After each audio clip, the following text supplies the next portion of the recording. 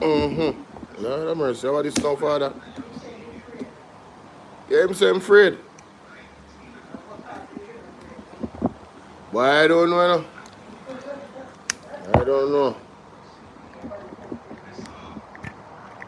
I don't know at all, mommy. I don't know, Rasta. Hold on, then. Let me put this aside. Let me put this aside. Then, this one, I know.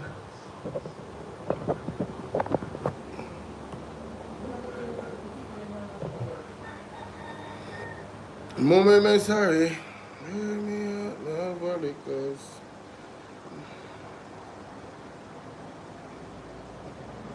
live right now, and da da da da da da da da da da da.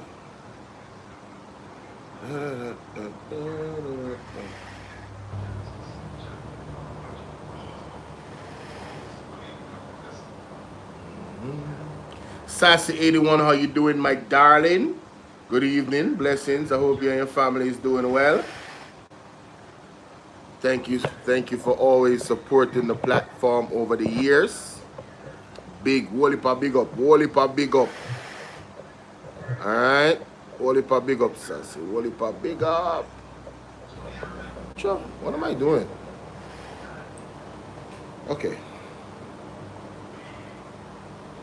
I need to pin this donation link real quick. Where is it? Here it is. Awesome. All is well, man. All is well. All is well. All is well, man. Alright, there we go. Okay, let me go to my next page now. Let me go up on TikTok. TikTok. Switch account, go to my next page. I hope I had done this. Ah, wonderful. Perfect. Alright, so here we go.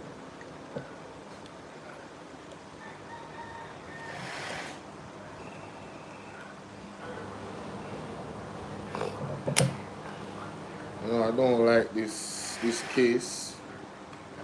This case really bothering me, so let me just take it off. There we go. Oh man, the case here pissed me off.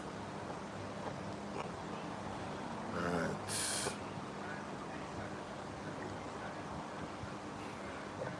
You know I walk through the valley of death. Yes, I'm on time. Woo! Yes, I'm on time. I said 4 p.m. and I'm here 4 p.m. Amazing. Amazing. How are you guys doing? BOLO V&R clips and BOLO V&R 2.0.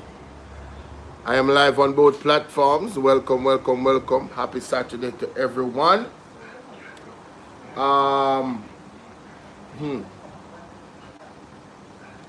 Let me go here. Let me go here. Did I turn this on? No, I didn't. I did not. But it's on now.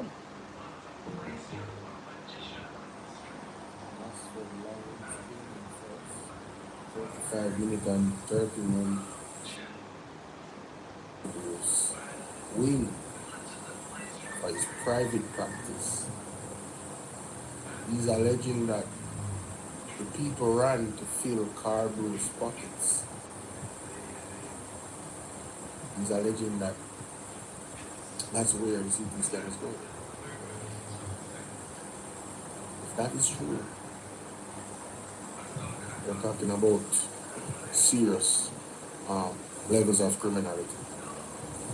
And whatever agency needs to start investigating to verify these things needs to do so and verify these things, because it doesn't make any sense to me. Karen, what's up? That suggests that the ward itself will be fixed. If the ward itself is not fixed, and the CT scan come, the ear that he's saying, which would they even do that still, given that he has come out and said it? I don't know. If that is true, this is all allegations. I'm just probing the relevant questions if, So, Mr. Dr. Bruce, Carl Bruce, sorry. If your hands are not dirty, or if your hands are clean, we'd love to hear from you, sir, in regards to these allegations. I assume that you are very familiar with Dr. Hunter. The man called you a parasite. Guys, do you know what a parasite is? What is this about? And the senior consultants over the years, and now is the time for it to stop. Can you hear that? Alright, so welcome ladies and gentlemen on TikTok, welcome on BOLO V&R clips and BOLO V&R 2.0. So last night, I have to pick up from last night, right? So last night I was going over Andre's video on PD News TV.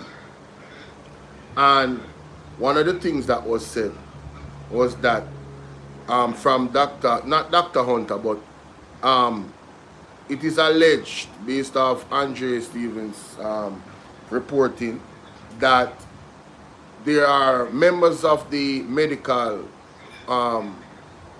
industry, doctors, nurses, that have reached out to him and have stated that, and these are senior members obviously, because they stated to him that both the PMP and JLP politicians has used UHWI as a feeding tree.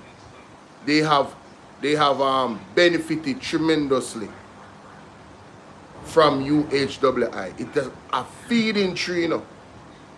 This is where you constantly come and eat your food off of.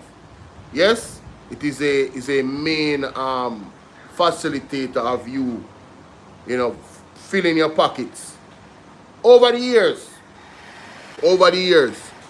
And let me state, this is why over 60% of Jamaicans do not vote, because they have no confidence in either party. They believe both of them is corrupt. They believe both of them is the same thing, right? But I say to those people, I'm not even trying to argue with you about what you think about both parties. I'm saying to you, you still need to vote. And there's a third party. So that's 60% of UNO. Go and vote for the third party. Go and vote for the independent candidate. Vet them, look into them, go and vote for them. Because you guys need to be a part. Yes, correct that to me. You guys need to be a part of the process, right, where our country is concerned. And I don't care if it's PMP or JLP. I want all of them to be found that are corrupt, and I want them to, the course of the law, the full extent of the law, to be exercised on behalf of the benefit of we, the people of Jamaica. Because ultimately we are the ones that suffer. Ines said, good evening, it is time for Andrew and the crooks to leave this country of Jamaica. Enough is enough. I totally agree. I totally agree. You understand? And any of the PMP members that are there, right, that are not corrupt, you need to separate yourself. If you don't have any knowledge, you need to separate yourself from the corrupt politicians them. There needs to be a demarcation line, ladies and gentlemen. Full demarcation line. When it comes to, we need to see clearly that these are corrupt people and these are not corrupt people. One of the things that was alarming is the shoulder to shoulder with Darrell Vaz. That was very alarming, right? On such man's birthday. Thank you. That was very alarming, ladies and gentlemen. I'm not going to tell them no lie. It was very alarming for me. No joke about it. You understand? Very alarming. But anyway, let's go back to episode. Let's go back to the last episode, because mighty God. Talk about tying a bow. Episode 5. Talk about tying a bow from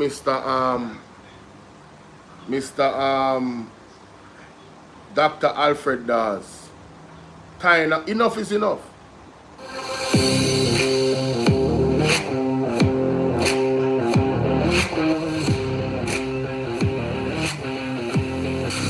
Means historical. I'm Dr. Hi, I'm Dr. Alfred Dawes, and this is UC on life support. So far, the picture is clear. The University Hospital of the West Indies, a regional institution of immense historical and medical significance, is in crisis. Not because of a lack of funding, but because of a fundamental failure of governance, accountability, and leadership. Today, we talk about solutions, what must change, who must be held accountable, and what the future can look like if we have the courage to demand it. Courage. The people working inside the UHWI are not just complaining. They are proposing solutions. Resident doctors and consultants have outlined specific actionable reforms. With respect to staffing, they have asked for collaborative workforce planning between HR and departmental heads to determine realistic staffing requirements. On the topic of infrastructure, there is a need for urgent repair and the reopening of the medical annex. Clear strategic decision-making regarding the UHWI's service capacity amid financial constraints. It's not gonna work. It's not gonna work. When I try to turn the camera phone to see, but it's not gonna work. Of course, the staff need guaranteed access to essential supplies to prevent daily inefficiencies. Strategic financing solutions. The people working inside the UHWI are not just complaining. They are proposing solutions. Resident doctors and consultants have outlined specific actionable reforms. With respect to staffing, they have asked for collaborative workforce planning between HR and departmental heads to determine realistic staffing requirements. On the topic of infrastructure, there is a need for urgent repair and reopening of the medical annex. Clear strategic decision-making regarding the UHWI's service capacity amid financial constraints. Temporary ward-level use of stretcher spaces, again, to decrease overcrowding in the emergency room. And of course, the staff need guaranteed access to essential supplies to prevent daily inefficiencies. Strategic financing solutions must be considered and include sponsorships and service fee reviews. With the immediate prioritization of critical items such as iodine, medical gases, and life-saving antibiotics. The University Hospital of the West Indies is an academic institution. The protection of scheduled academic time for residents and interns, which is currently being sacrificed to cover service gaps. Department-specific operational reforms, including the expansion to 5 or 6 general medicine teams, the establishment of new cardiology teams with alternating admissions and adequate subspecialty staffing to prevent the disruption of general medicine ward rounds. They state clearly a teaching hospital cannot function effectively without protecting its workforce, and that is what needs to be done. Another letter concludes, we look forward to leadership that demonstrates the same compassion towards staff that it expects staff to show to patients. These are all letters from doctors, you know. From the UHWI, you know. That's what I want you guys to understand, you know. These are the words of the people that are the professionals, senior members of staff. This is what they want. This is what they recommend. They are the ones that are working in the conditions. So will Christopher Tufton leave the Manchester boys and not fire them? That is the question. Will he defend the Manchester boys, ladies and gentlemen? With all the allegations surrounding them. Will he defend them? Will he ignore the call of the professionals? It's going to be bangarang, you know. It's going to be bangarang. I can't tell you that. Because if Christopher Tufton thinks so, we just are going to left this. And this done 9 day one day. Make a sad mistake. Me I beat this Jamaica every day. This Jamaica I have to beat every day. You understand? Money Ben, big up. What must systemic reform look like? Real reform cannot be cosmetic. It must address the root causes of the crisis. Transparent procurement. There must be full publication of procurement plans, needs lists, and awarded contracts, with clinician input built into the process from the beginning. All procurement documents must be available as public records, past and present. No more retrospective bidding, no more after-the-fact contracts, no more missing documentations for hundreds of millions of dollars worth of contracts. Talk about it. And of course, you must have independent financial oversight. Regular, on-time audited financial statements with clear reporting on revenue-generating services such as radiology and pharmacy retail. No more vague estimates, no more missing accounts. The public deserves to know how every single dollar is spent. Facts. We must have safe staffing levels, fill the vacant posts, protect the training time, and align staffing with patient volumes as doctors have repeatedly requested. No more operating with half the required interns. No more nurses being short on wards. No more telling Cuban and Chinese trained Jamaican doctors that there are no jobs while departments collapse from the weight of understaffing. We must have functional infrastructure, dedicated budgets and timelines to fix defective beds, reopen closed wards, and address the chronic supply shortages. No more excuse making, no more billion-dollar budgets with nothing to show on the wards. Above all, there must be respect for staff and accountability for the leadership. Quite so. Robust grievance mechanisms, an end to the intimidation of staff, Hear that? and clear, fair HR policies. Wow. When a senior clinician is accused of bullying and verbal abuse, that complaint must be investigated and resolved, not buried. Immediately. When a minister presides over scandal after scandal, there must be consequences. Of course. And not just committee reports that are filed away and disappear over time. Sure. The role of the ministry, the parliament, and the public must be changed. This is bigger than UI's board at this point in time. The Ministry of Health and Wellness has a duty to ensure that public funds are used transparently and that performance audits lead to real change, not just placated press releases. Parliament must insist on timelines, measurable targets, and regular reporting on the implementation of the Auditor General's recommendations. The Integrity Commission must investigate the procurement failures at the University Hospital of the West Indies with pressure. And the Jamaican people must refuse to let this story fade. Because if we allow the powerful to wait out the new cycle, if we accept vague promises of procedural improvements without concrete action, then nothing will change and this will be just another 9-day wonder. I have stated publicly, this is how our health system is driven into crisis. Not by chance, but by poor governance and failed political oversight. I have called for independent oversight of new operations and for those responsible to face consequences. The University Hospital of the West Indies is more than a hospital.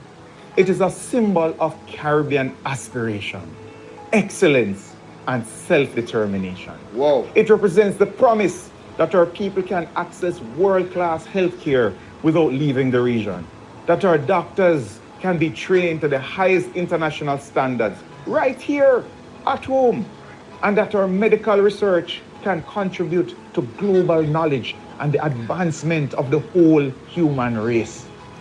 That promise is under threat, not from lack of funding, but from a failure of governance and leadership. If we lose the UHII's accreditation, we lose the ability to train specialists for the entire English-speaking Caribbean. If we lose the trust of international partners, we lose research collaborations, training opportunities, and grants. If we lose the confidence of our own people, they will seek care elsewhere and the institution will wither. But if we act, if we demand transparency and accountability and reform, then this can be a turning point, not just for the UHII, but for the entire health system. Over the preceding episodes, We have traced the history of the UHAA. We have documented the infrastructure and HR crisis. We have exposed the procurement failures, examined the leadership that enabled them, analyzed the Auditor General's findings, and we have outlined a path forward to the improvement of the university hospital. The evidence is overwhelming. The solutions are clear. What remains is political will. The University Hospital of the West Indies was built 73 years ago on the promise that the Caribbean could train and heal its own people. That is why I went to the University of the West Indies. That is what we worked for when I was working at the University Hospital of the West Indies. This promise is worth fighting for. It is time for every Jamaican, every Caribbean national, every person who has been treated at the UHAA, trained there, sent a loved one there, or been seen by a graduate of the university hospital. It is time to say enough with the missing contracts, enough with the bullying and intimidation, enough with the billions spent and the wards still crumbling, enough with the excuses. We deserve better. Our healthcare workers deserve better. Our patients deserve better. The University Hospital of the West Indies deserves better. I am Dr. Alfred Dawes. Thank you for watching. And remember, this conversation does not end here. This is only the end of the beginning. Remember that. No. Ladies and gentlemen, I want us to understand that there's a pattern with the Jamaica Labour Party government. A very, very worrying pattern. Alright? Listen to this. Big up Mystic Sensation for bringing up back this clip. And make sure someone go subscribe to Mystic Sensation and subscribe to Team PMP Jamaica on YouTube. How poisonous this administration is as it relates to the level of corruption, serious corruption, as it relates to Jamaica Labour Party administration. And what we have seen now, right? Unbelievable people. Now, without any delay, let us get, JP, you want it? Go on. Let us get and hear what Mark Golden has to say here. Let us hear what Comrade Leader Mark Golden has to say. This is an old clip now. Listen to this.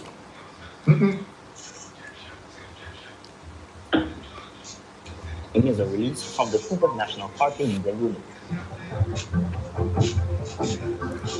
The People's National Party unequivocally condemns the government's latest move to oust the Auditor General as a commissioner of the Integrity Commission. This move... Who remember that? This is what they call compromising accountability. Listening up. Represents yet another calculated step in a broader pattern of deliberate and dangerous assault by this administration on Jamaica's anti-corruption architecture. The Auditor General has been a member of Jamaica's principal integrity oversight bodies since independence. The JLP's argument for the removal of the Auditor General from this critical role is spurious. There is no constitutional or other impediment to having the Integrity Commission audited by the independent professional audit firm, which is a well-established practice utilized by various public sector bodies. The synergistic benefits of the Auditor General being a member of the Integrity Commission in the fight against corruption outweigh the contrived arguments to the contrary, which is why it is specifically provided for in the Integrity Commission Act that was passed under this administration. This latest move must be seen in the context of a broader, deeply troubling pattern under the JLP government. Leading members of the government continuously attack the Integrity Commission. Everett Wilmington MP has led a crusade of misinformation in an attempt to dismantle the Integrity Commission. Justice Minister Delroy Chuck provided misguided encouragement of parliamentarians not to submit statutory declarations, including the information for their spouses, which was a clear breach of their statutory duty under the Act. The Prime Minister himself has gone as far as to file a lawsuit to challenge the Integrity Commission Act itself and the very offense of illicit enrichment for which he is under investigation. And then there is a recent appointment of someone who is fundamentally compromised and unqualified to lead the Financial Investigations Division. These are not isolated incidents. This is an unprecedented and dangerous trend that seeks to intimidate and discredit the very institutions tasked with promoting integrity in public life. These are deliberate and coordinated actions by a government that has shown increasing hostility to scrutiny and accountability. What we are witnessing is a step towards tyranny, as institutions which are designed to protect the people from financial abuse of power are being stripped of their independence, weakened, and politicized. The PNP will not allow this to continue. If the government carries through this latest move, the PNP, when in government, will restore the Auditor General as a commissioner of the Integrity Commission.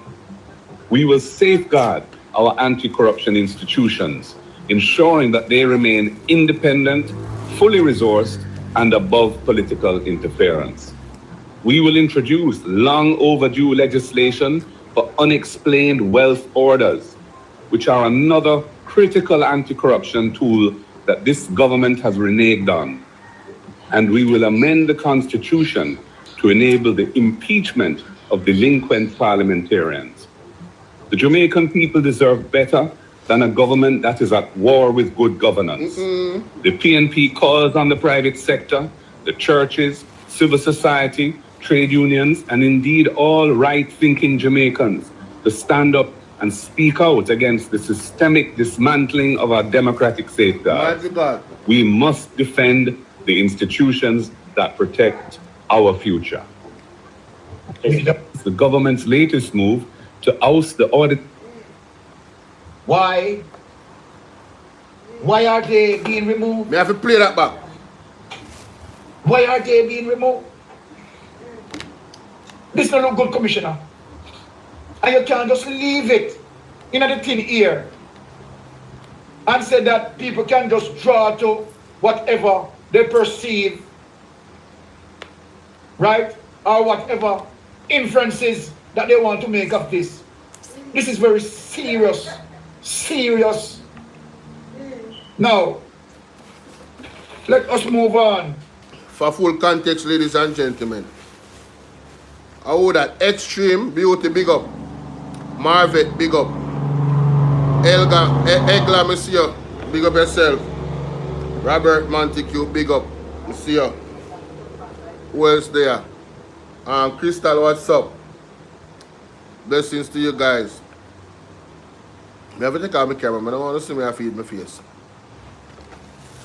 Anyway, I have a timeline, so I work with it. 4 o'clock was the timeline. But guys, did you guys read the report of the CTAC? The CTAC, they found cocaine in CTAC, in the storage facility. And immediately the FNID investigators were called on to do an investigation. And guess who removed them? The Commissioner of Police. Did you guys read that? Have you guys read that article?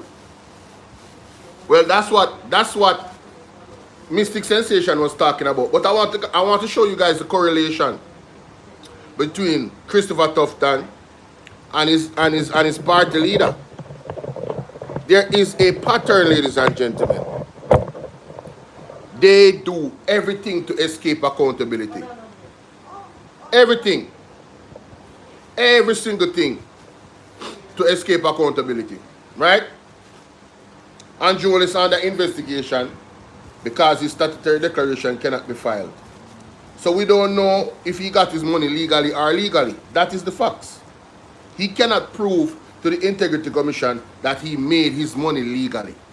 Point blank, period. That's what it means to have your statutory declaration certified and gazetted. It cannot be gazetted, ladies and gentlemen. Now, what he proceeded to do was to file,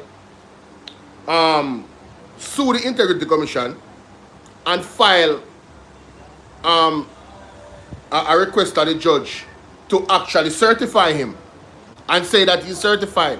But that's outside of the remit of the judge. He also asked the judge to remove the part of the act that deals with specifically illicit enrichment. Ladies and gentlemen, I want to ask you something. If you are innocent, if you are indeed innocent, and you can indeed certify your assets and prove that you did not make your money illegally, why would you go to court to have the judge remove the illicit enrichment part of the act, the investigative part of the act? Why would you do that? Using your deductive reasoning, doesn't that scream guilt? Now, ladies and gentlemen, you can answer that question if you're sensible. It's very, very easy for you to answer that question. It's not complicated. But I'm going to ask it again for the persons that are in the back of the class and them just locked in and is a lab rat. I'm going to ask again. Let me put it on easier means. If you are a lawmaker, would you strengthen the law to investigate a crime that you committed? If you are a lawmaker, Kimiko, big up. Big up my moderator them, my Suno. Simple Pebbles, everybody, big up on yourself. Right? If you are a lawmaker, would you strengthen the law so that it can catch you in a crime? Would you do that? Equally, if you are a criminal and you're a lawmaker and you're in a position of power, wouldn't you cripple the law so it does not have the teeth to investigate you?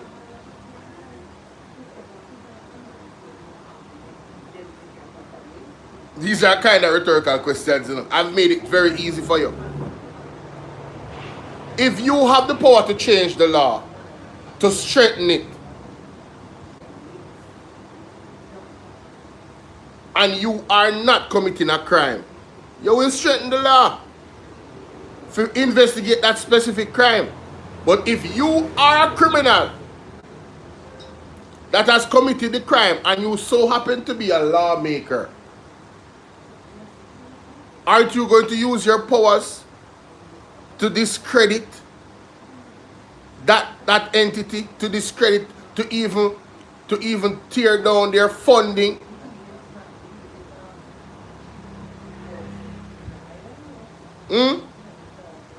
As a criminal, wouldn't you do that?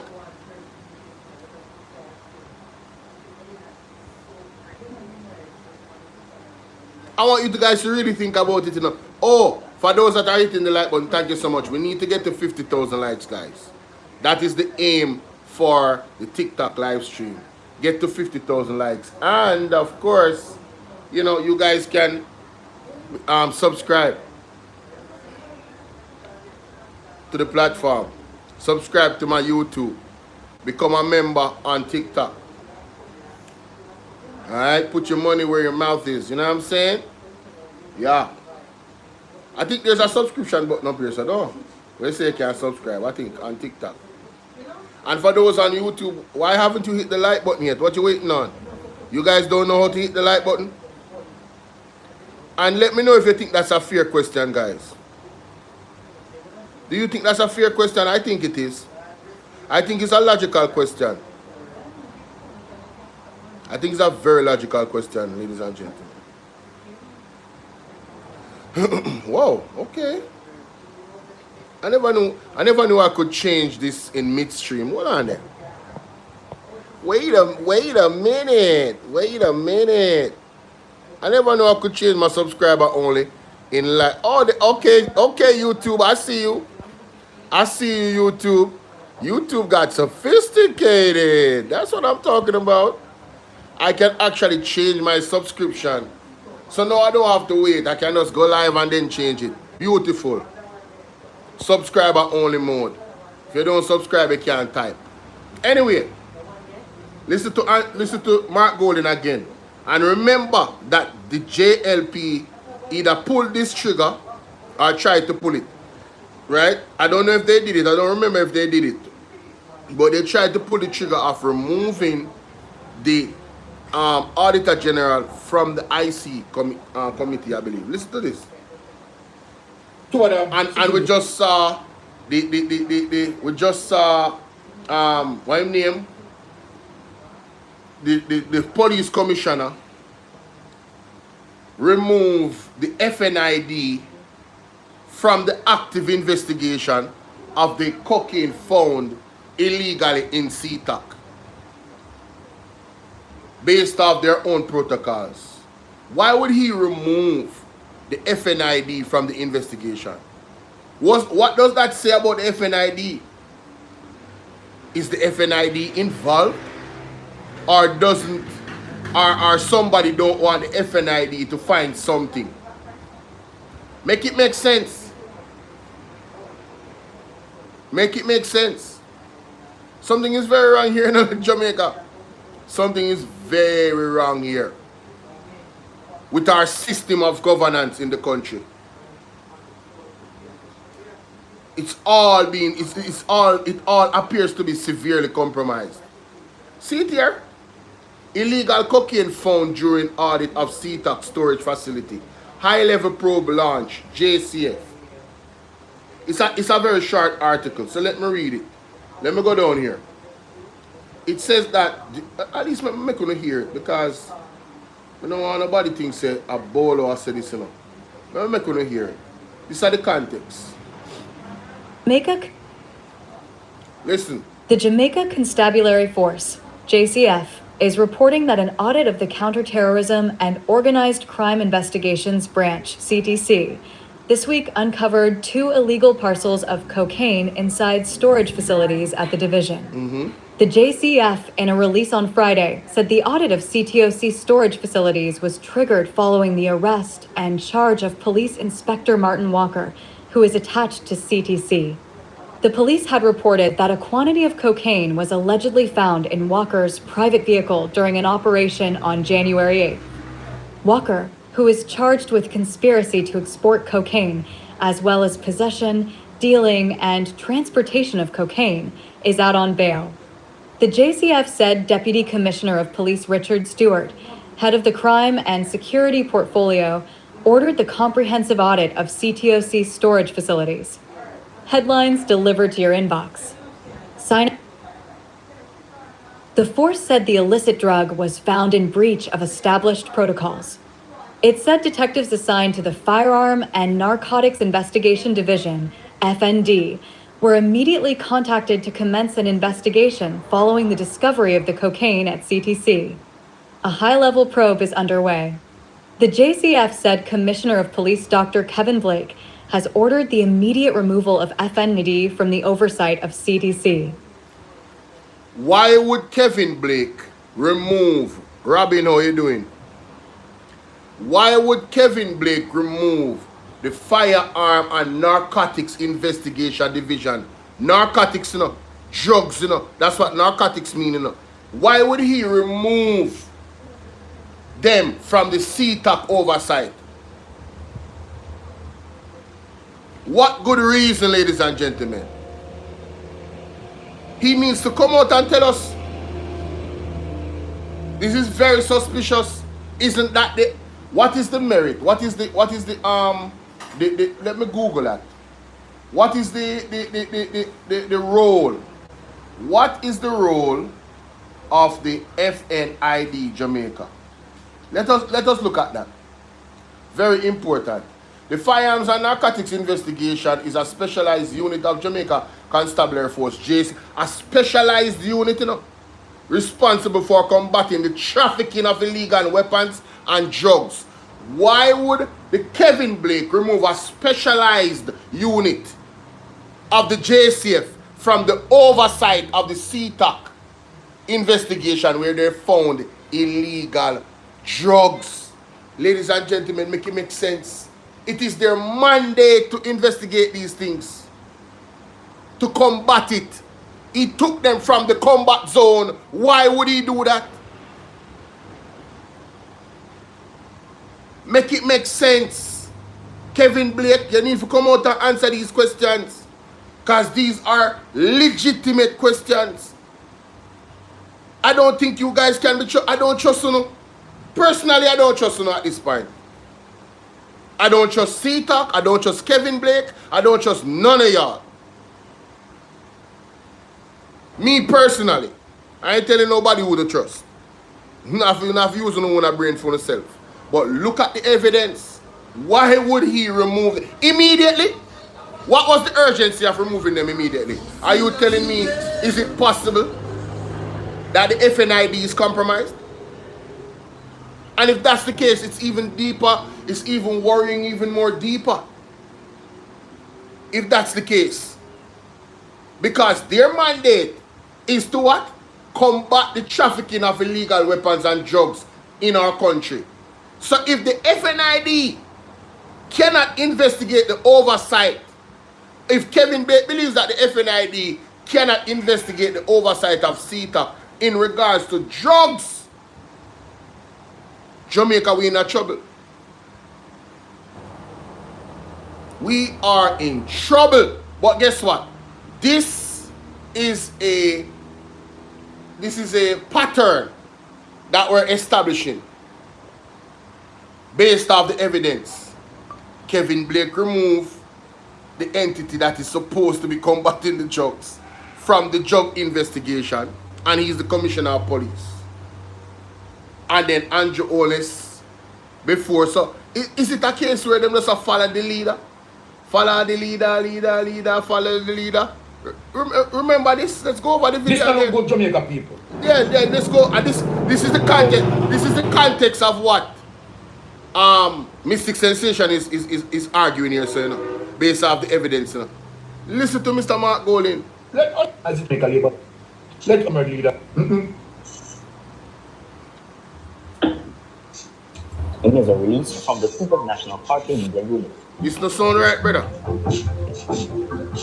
The People's National Party unequivocally condemns the government's latest move to oust the Auditor General as a commissioner of the Integrity Commission.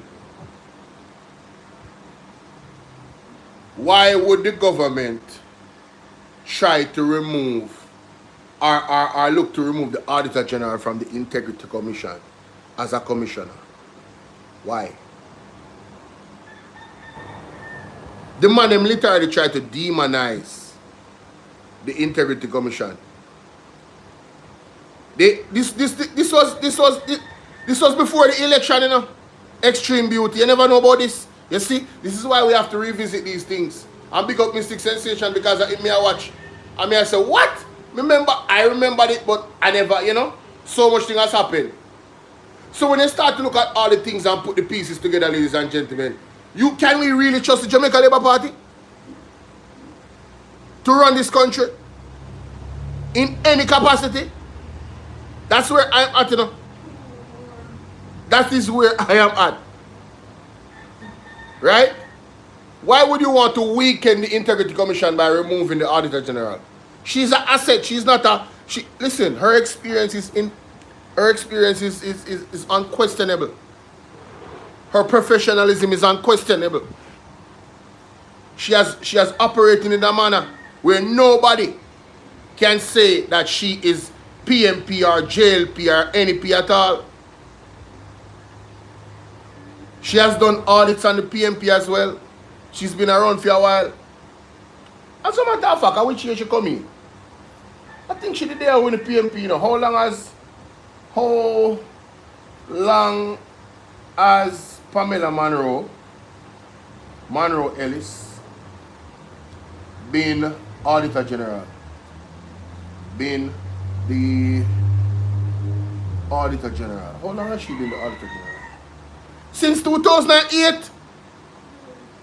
Since 2000, me tell you, she oversaw both administrations. The lady is a professional. She can go anywhere in the world and go get big work and make big money.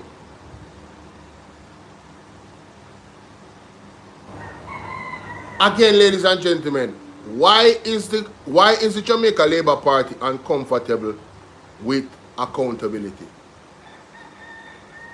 Why do they always seek to remove these people from their position to do their job? Why do they continuously do that? It is a pattern. And then I was listening to the Senate. I was listening to the sitting of the Senate, the first sitting of the Senate, ladies and gentlemen. And what's his name? What's that guy name again, man? Arbin Hill. Arbin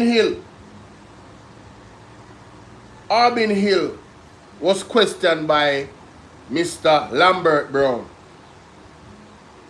about the Auditor General. Zine, and here is response. This was Mr. Lambert Brown. It was negative relative to the previous quarter. The Chamber of Commerce recent business confidence survey wasn't the result we wanted. It was negative relative to the previous quarter. And so we need to provide the confidence to the Jamaican people by not just making general and vague promises, but to indicate timelines so people can hold us together. And I want to commend you if what you said is true about transparency and auditing and accountability, because the truth be told, you just accused me of being wicked. But the reports of the Auditor General is saying otherwise about your government. May it please you. Thank you, Senator Brown. You hear that? Arbin Hill said that his government is transparent and accountable. And Mr. Lambert Brown rightfully stood up and said, sir, you know, I'm happy to hear that you guys are now being accountable and transparent, but the Auditor General report does not suggest that at all. It's the total opposite. Here, Arbin Hill response. Senator Hill, you respond. Unbelievable. Hear this. The voucher. Senator, I named the names who were. No matter how good we do the things, you wait until the thing you said. Wait, listen to this. Down here. Listen to this. The reason why it hasn't come yet, because of the last thing you said. No matter how good we do the things, you wait until the Auditor General make a comment. And the Auditor General may not even make a comment and say something is wrong, like may have happened in RADA. No corruption, but something didn't go perfectly and it becomes a big issue. So you know what? We're almost there, but we're going to have that running arrangement. It's going to be digital. How weak can you be? These are the people that we paid 200 to 300% increase. The man said, let it not be perfect, and the Auditor General report comes out. You hear all type of thing. Then, brother, if you want to do your job the right way, the Auditor General will come out and say you do the job the right way, and you're doing an excellent job. And the Auditor General wouldn't have to make a lot of recommendations that you guys don't follow. And the same thing happens over and over again. So what are you telling me? You're getting paid all this money and you don't know how to do your job properly as an institution? The man is literally crying. Listen to the man making excuses and then want to tell us that he's transparent and accountable. And they are the best government ever and they have the best PM. If you have the best PM, ladies and gentlemen, you'll be running like a well-oiled machine. You would have the proper accounts and the proper procurements and being real transparent and being really accountable, not just buzzwords. Through action. But listen to him. Will the Auditor General make a comment? No, the reason why it hasn't come yet. The reason why it takes so long for them deliver something, because the man asked the timeline, you know, is because what? Because of the last thing you said. The last thing was what? No matter how good we do the things, you wait. No matter how good them do the things. That means that them not good enough. This is what you don't vote for.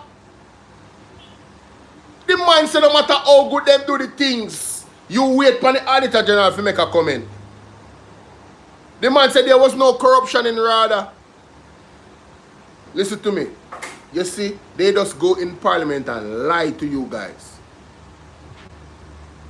You cannot definitively say there was no corruption because you have no proof that there was no corruption. You know why? Because you don't have the documentation to show and prove that there was no corruption. So what it leads to? Speculation. It leads to speculation. And then when people speculate, you don't want to sue them. When people speculate, say it look like a duck, it quack like a duck, it walk like a duck, then it must be a duck. Uno has said uno go sue them. Bullyism, dictatorship, no accountability, no transparency. You can't have transparency if you don't have accounts. You can't be accountable if you don't have proper accounting. And this is the Achilles heel of the Jamaica Labour Party administration. In all their ministries, every one of them. Show me one ministry in this government that is running how it's supposed to run when audited. Tell me one. Not even the office of the Prime Minister. Tell me one. Auditor General report came out and said there was overlapping in Andrew Holness's William Carley social housing program. Something. And him come out. Rubbish. I reject it. I could have rejected what that the Auditor General said based off her findings. So instead of fixing the problem, they must fight the Auditor General. Or blame the Auditor General. How weak can you be? These people don't know. You see that they don't understand what accountability means. I don't know. I don't know. Are they just want to try and divert people to arguments like bad mind and September 3rd gone already and we are the government and all this nonsense, right? That is why we're holding you accountable, because you are the government. You're dummy. You think we can hold the PMP accountable and them and the government? We see the JLP flag of them are run out. Ocean-wide and the rest of them. I try to focus on Dr. Alfred Dawes and Dennis Gordon. What? With UHWI, who in the government? Whose government did it happen under? Who was running the country when it happened? And you want to focus on the persons that benefited and not the persons that sanctioned it? Make it make sense. I am not saying Dr. Dawes benefited from anything. And I'm not saying Dennis Gordon benefited from anything. I'm saying the argument that they're making and what they're focusing on is nonsense. They're not focusing on the core foundation of the thing. The foundation of this is that under the JLP government, $520 million worth of contracts had no procurement at the UHWI. One hospital over a period of time. Taxes were invaded under this government. Under the head of the Ministry of Health, Christopher Tufton. Under Andrew Holness's leadership. Oh, we should make excuses for them. Oh, but they don't really have direct involvement in these things. That's what they're gonna say. That's what they're gonna say. But anytime the police force does great, according to them, they take credit feed under our administration. Death toll has gone down by 47%. This is unprecedented. So, oh, you want to take credit, but you don't want to take blame. Miss me with the BS. It's not happening around here. If you can take credit for the JCF work, you're going to take blame for what happened at UHWI. Andrew Holness, Christopher Tufton, and if Andrew Holness don't fire Christopher Tufton, for whatever reason, I don't know why he can't fire him if he not fire him, if he even try to fire him, if he even so, I don't know. I've never seen one health minister get away with so much. 24 babies died at the Jubilee Hospital. One hospital in 24 days. Andrew Holness and his government was the one calling for the resignation of the PMP, Minister of Health. Let's not mention how many babies have died over the last 2 years. Ladies and gentlemen, trust me. You better than call Dr. Tufton, Christopher Tufton, Minister of Death. The Minister of Death and Pain. I call him the Jamaica Bill Gates. Because whether he knows it or not, his actions or lack of actions indirectly and directly is leading to the death of our Jamaican people. When you have persons inside the UHWI that work there as professionals, so now how you doing? And they are asking that, listen, we need these items and these items to function properly. And then these items and these items are not bought and management buy where they want to buy. It affects the patient. When you have people going to school, ladies and gentlemen, at the UHWI, turning into full-blown staff at the UHWI instead of going to classes, their classes are being sacrificed. It's the patient that suffer. I have many doctors, right, that are qualified that they are not hiring. Why? Because of friend thing them I deal with. It's who them can control in a position them want into position. Party shop government, skullduggery, nepotism, cronyism, dictatorship, banana republic. And when they are caught with their hand, with their underpants down, ladies and gentlemen, you hear them come out. We admit that there is an issue, and you know, we are establishing an oversight committee by the same Christopher Tufton that was running the ministry. No. We need independent oversight. Independent. Same thing that Mark Golden was asking for when the aid starts to come in from Hurricane Melissa. Ladies and gentlemen, you're not going to hear. After the Auditor General come out, you're not going to hear all of your day number 6 start chat off our mouth. But what this administration has done, you're not going to hear how much money missing from Hurricane Melissa. Something. You think some people now independent investigators are not out there documenting every single dollar where government get?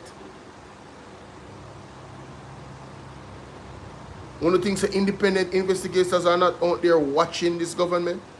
You think that's the Auditor General alone? Una go hear about it. Mark my words. Me not have no doubt. So we are going to hear some more money thief up. Hear what I said? Because you cannot see something happen the same way over and over again and act like say you don't want to blame the leader of the government. He's the common denominator. The buck stops with Andrew Holness. Flight green. No movement there. Shower labor right. Right? No mask, no nothing. Break the protocol. Was never charged. Was never charged, ladies and gentlemen. Legally was never charged. DPP slump on that. I wonder if that happened under this DPP, what would have happened?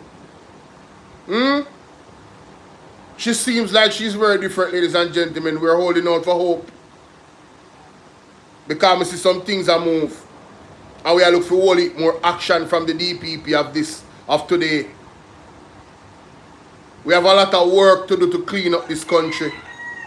A lot of police officers supposed to be in prison. A lot of politicians supposed to be in prison. What heap of work they have to do? Listen to this guy. Till the Auditor General make a comment. And the Auditor General may not even make a comment and say something is wrong, like may have happened in RADA. No corruption, but something didn't go perfectly and it becomes a big issue. So you know what? We're almost there, but we're going to have or that running arrangement, it's going to be digital.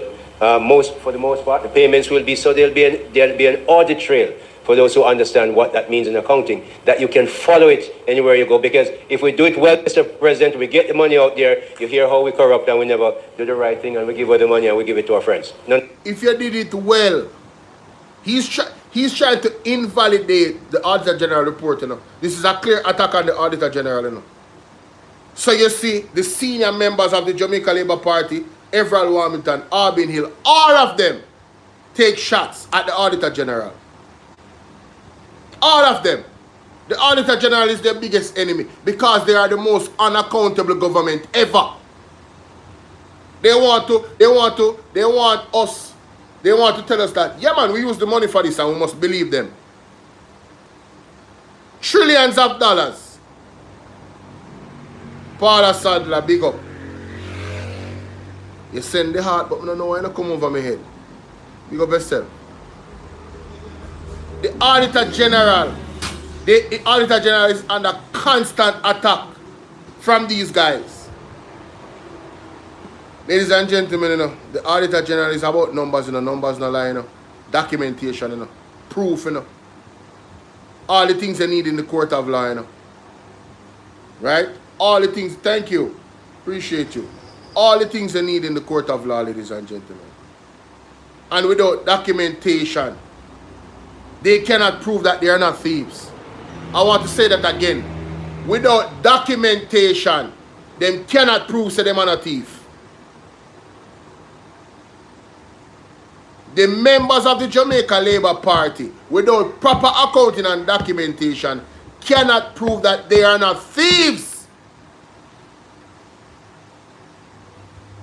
Look upon it from that perspective and understand why it's so vitally important for them to have proper documentation.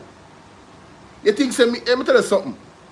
If I was a government official and I was running a ministry and the Auditor General look at me years ago and tell me, say, listen, we don't have years and years of no documentation, you know, of these procurements, you know, right? And it does not look good on your ministry, you know. It is a negative, it's not a positive. People can levy accusation off of you that you're a criminal and you're a thief. To owe my shame tree big. Me a move mountain, me a ask God to help me. Anybody when I comply with putting in the right documentation for every single procurement, uno gone, you know. Me a fire uno, you know. Me a fire uno.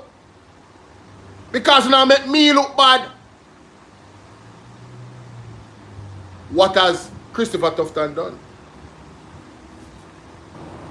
What has he done about it? Nothing. Nothing substantial has been done about it. Because the same players are there and the same things are happening. The Manchester boys. They are the commonality. Ladies, if it walk like a duck, it quack like a duck, it is a duck. So in the court of public opinion, which is very important to all politicians, not just on election day, or it should be. Kryptonite, big up. We as the people have to demand what we want. We have to demand the actions that we want. We have to remind these guys who is the boss. Like up the video, YouTube.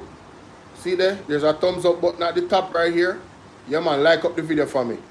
Get it out there. Right at the top, you see that thumbs up symbol. You press it and hit the like button. Avon say how? Avon Herbs and Natural Products say how? There's a myriad of ways we can do that, you know. One is to sign the Magnitsky Act. The Magnitsky Act is an act that deals with fighting corruption and human rights violations in our country. All right? It's a digital petition. if you guys know your way around, YouTube, you can click on the, go to the persons on TikTok specifically. You can click on my bio. Click my face up here, go to my page, and you will see the YouTube link for my page. Any one of my YouTube links. Once you go there, you're gonna click on my page on YouTube, and you're gonna click more. When you click more, it's gonna open up all the links on my page. Every link. But at the top, the Magnitsky Act link is there. When you click that link, you're gonna put in your name, full name, or whatever name you want to put in your email. When you put in that, you're gonna put sign petition, right? And then you're gonna go to another section. Rosemary, how you doing? You're gonna go to another section. Chin man, where this? Right over back your question. You're gonna go to another section where it's gonna say donate. Do not donate. Do not donate. Don't donate, ladies and gentlemen. Go down, scroll down to I'll share instead, and you'll be done. And share it every day after that till we reach 10,000. Till we reach 10,000. We need to reach 10,000 as fast as possible. The Magnitsky petition has been out there for months now, right? And we almost reached what, 4,000? We need 6,000 more. People need to get active, right? We can't just come out and they here and talk about the thing. Although talking about this is important and reminding and highlighting and sparking the conversation is important, right? Ask a question. It's important to do that, but things like signing the Magnitsky Act is equally or even more important, because the act is going to be used against the corrupt government. It's an international act, you know, but it has to be triggered through petition, right? To say, listen, we have these amount of people, we have 10,000 people, right? Also, you are one of the person that we are support criminality. From your said, let me ask a question. My spirit told me that you were a lab rat, but I allowed you to ask a question anyway, to prove that you were a lab rat. Now somebody is going to say, aren't you tired to call Andrew Holness name? What you mean? And him run the country and him affect our lives negatively or positively. You're sick in your head, you have sense, you must dance.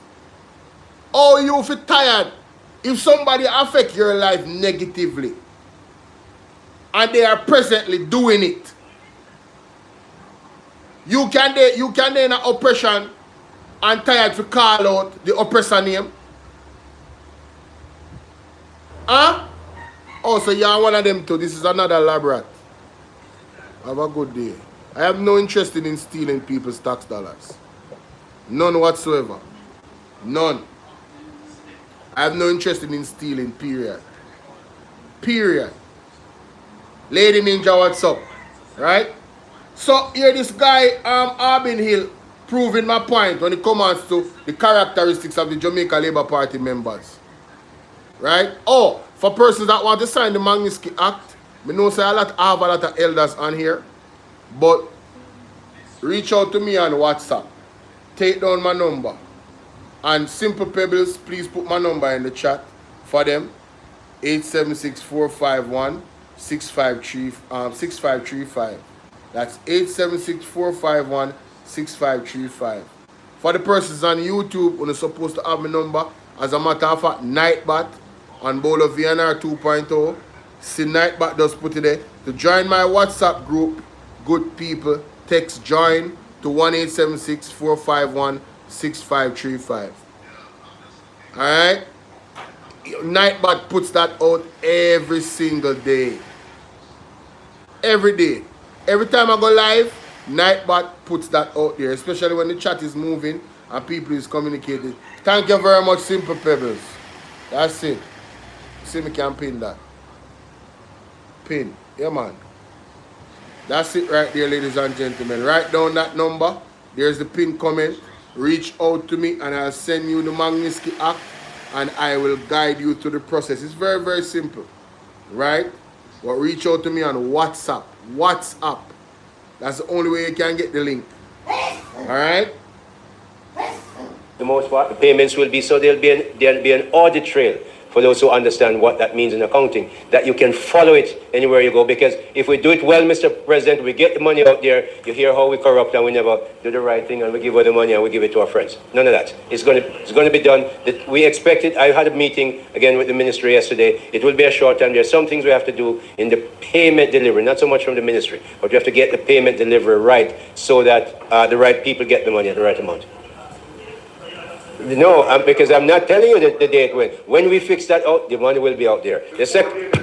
So, he did not answer Mr.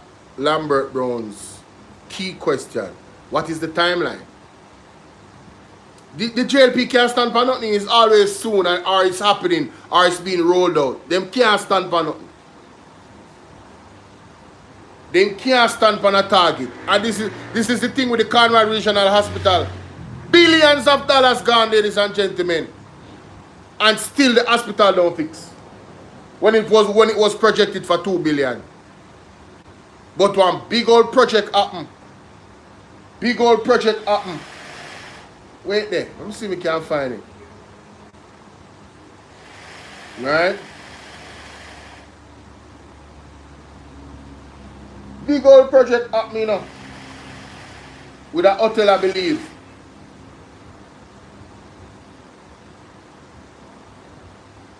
Let me find that reference there. No work with me.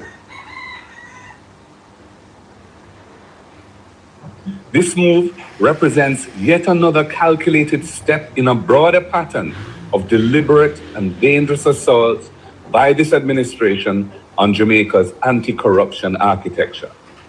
The Auditor General has been a member of Jamaica's principal integrity oversight bodies since independence. The JLP's argument for the removal of the Auditor General from this critical role is spurious. There is no constitutional or other impediment to having the Integrity Commission audited by the independent professional audit firm, which is a well-established practice utilized by various public sector bodies. The synergistic benefits of the Auditor General being a member of the Integrity Commission in the fight against corruption outweigh the contrived arguments to the contrary, which is why it is specifically provided for in the Integrity Commission Act that was passed under this administration. This latest move must be seen in the context of a broader, deeply troubling pattern under the JLP government. Leading members of the government continuously attack the Integrity Commission. Everett Wilmington MP has led a crusade of misinformation in an attempt to dismantle the Integrity Commission. Justice Minister Delroy Chuck provided misguided encouragement of parliamentarians not to submit statutory declarations, including the information for their spouses, which was a clear breach of their statutory duty under the Act. The Prime Minister himself has gone as far as to file a lawsuit to challenge the Integrity Commission Act itself and the very offense of illicit enrichment for which he is under investigation. And then there is a recent appointment of someone who is fundamentally compromised and unqualified to lead the Financial Investigations Division. These are not isolated incidents.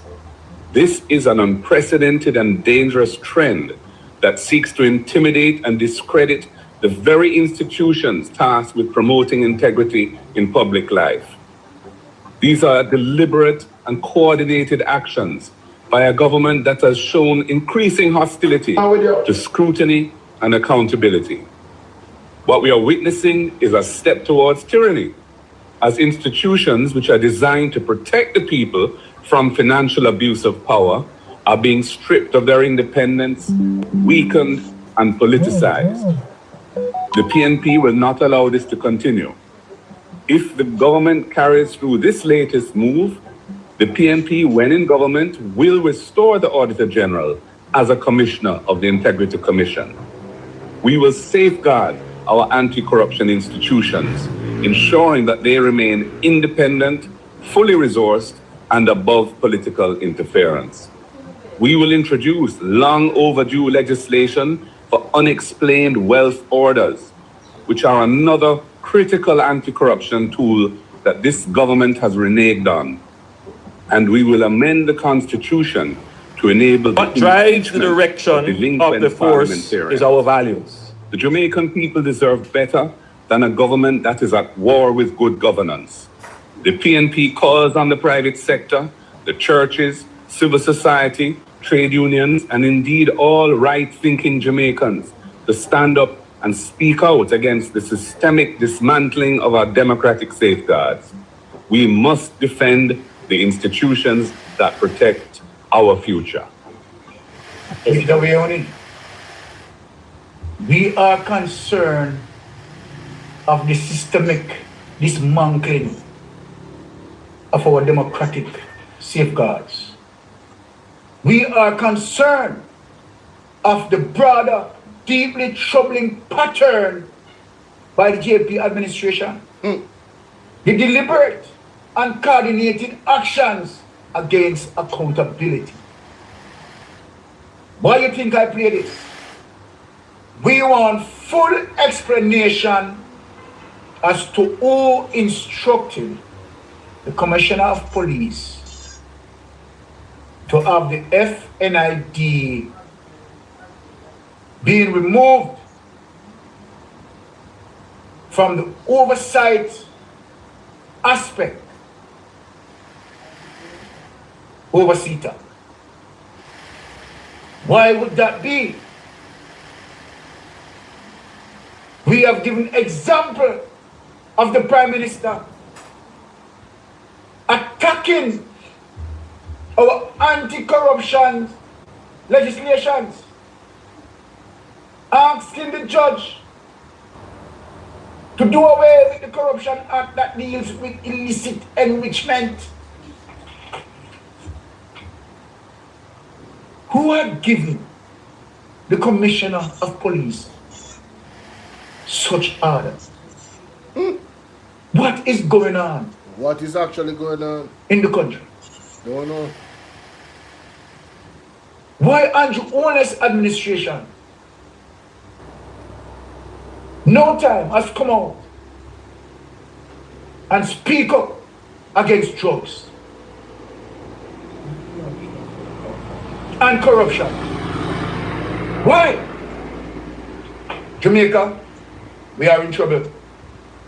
We are in trouble. And I hope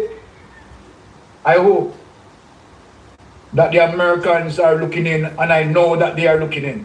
Trust me. Now, let us get a little bit deeper here. The next thing.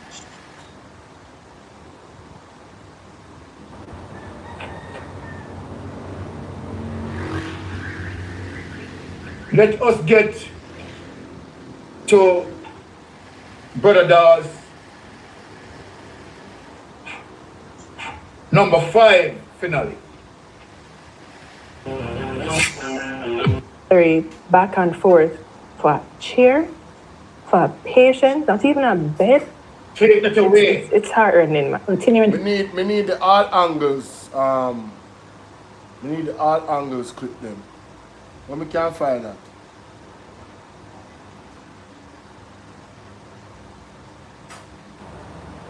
We need the all angles clip them. The recent interview with Dean Jackson Miller. We need them clip there. But we can't find that, people. Where can I find that? Candy Flames, what's up, my baby? Beverly, thanks for the follow. I'm trying to find the name of the development. There's a hotel that was built from ground up that is way more technical than the Cornwall Regional Hospital, and I think it was done within under a year and a half or a year. Are you guys familiar with that development? Any of you? Are you guys familiar with it? That's what I'm trying to find. And I saw it on Mr. Wayne Lonesome page. Right? Because it's quite unbelievable to me that they can actually build a hotel in record time. But the Cornwall Regional Hospital, that is only being repaired, refurbished, cannot be fixed, ladies and gentlemen, in over how much years now? Right? That's unbelievable. And guess what? Andrew Holness was actually at this forum, bigging up the developers. And I'm saying, is he hearing himself? He's actually throwing his own administration under the bus by bigging them up. Because that reality, right, only makes his administration look bad with this Cornwall Regional Hospital thing. Where's all those billions of dollars? Why didn't they follow what Mr. Golding told them to do? What did Mr. Golding tell them to do? Well, he said, listen, build a new hospital. Lick that down and build a new one. You remember that? Who remember that? Him say, just demolish the hospital and build a new one, ladies and gentlemen. Right? But it was not done. It was not done. Let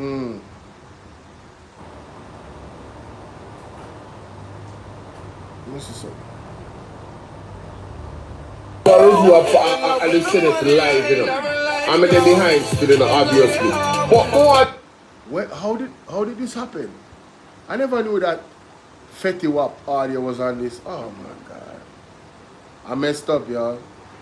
I messed up on that one. No wonder. I have to do that over, you know. I have to do that over. Sheesh. Yo, I need to call Mr. Lonesome, you know. Mommy, beg you, let me a phone now. Huh? May I use them? all of them I use. Hold on there. No man, I want call Mohamed. Alright, hold on there. Don't move, you know. No move. May I come here? I'm gonna call Mr. Lonesome and ask him. But him say I'm gonna send it to me. I me watch me and say, yo. Him say I'm gonna send it to me. I me watch me and say, yo. Seriously? You tell me say the man them build one hotel more complex. Come on, get the name phone, you know. Right, so we can go do our own research. You know, I just attack, so that's why I call him. Because I want him send me, and then we can play it phone, and then we can say, alright, see it there? I hit that. As a matter of fact, I just log in for my WhatsApp on this, because, you know what I'm saying, I log in. You know, log in, you know? Because I change phone. My main phone mash up, people. My main phone mash up. Any of the any angels out there want to give me a phone? Samsung preferably. Any angels out there want to give BOLO a phone? Ladies and gentlemen, talk to me, you know. Yeah, man, if you don't want to give me a phone, man, we need a phone. At least we need 2 phones, to be honest with you, man. I need 2 phones. I need 2 phones, guys. I don't have one good phone right now, man. I tell you that. Alright? The phone gone. The phone mash up.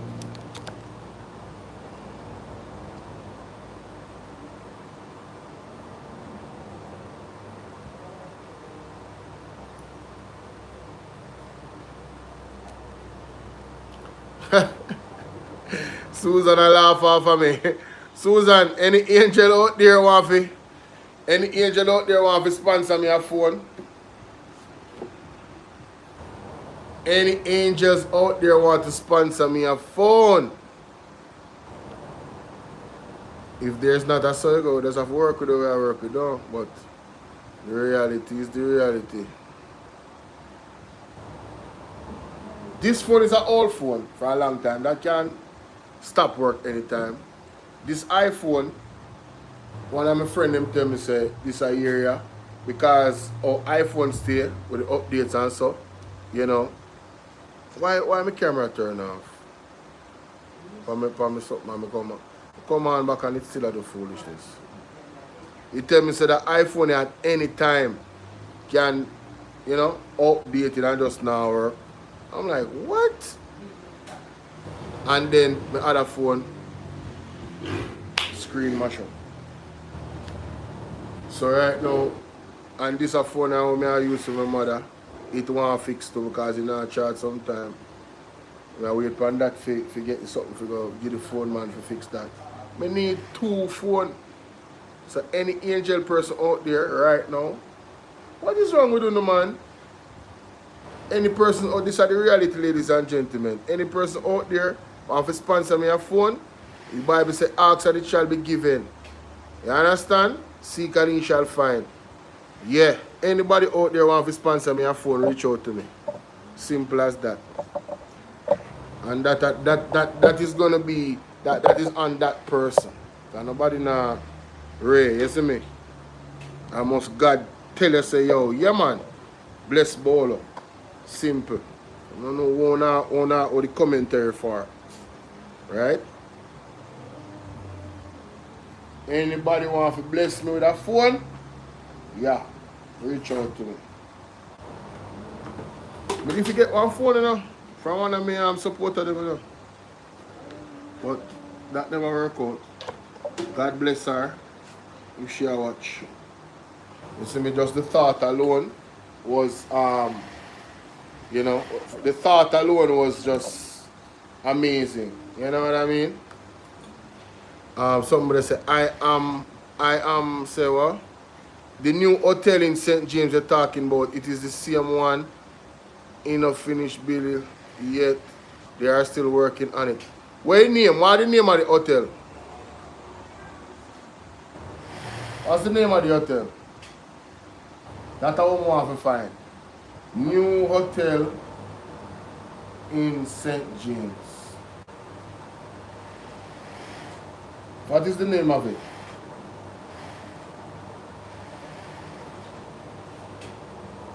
Celine, what's up? Big up yourself. What's the name of it?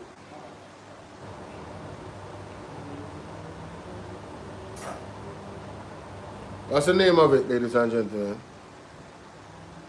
Anybody know the name of the new hotel in St. James? I now get no information off of the internet or so. One second.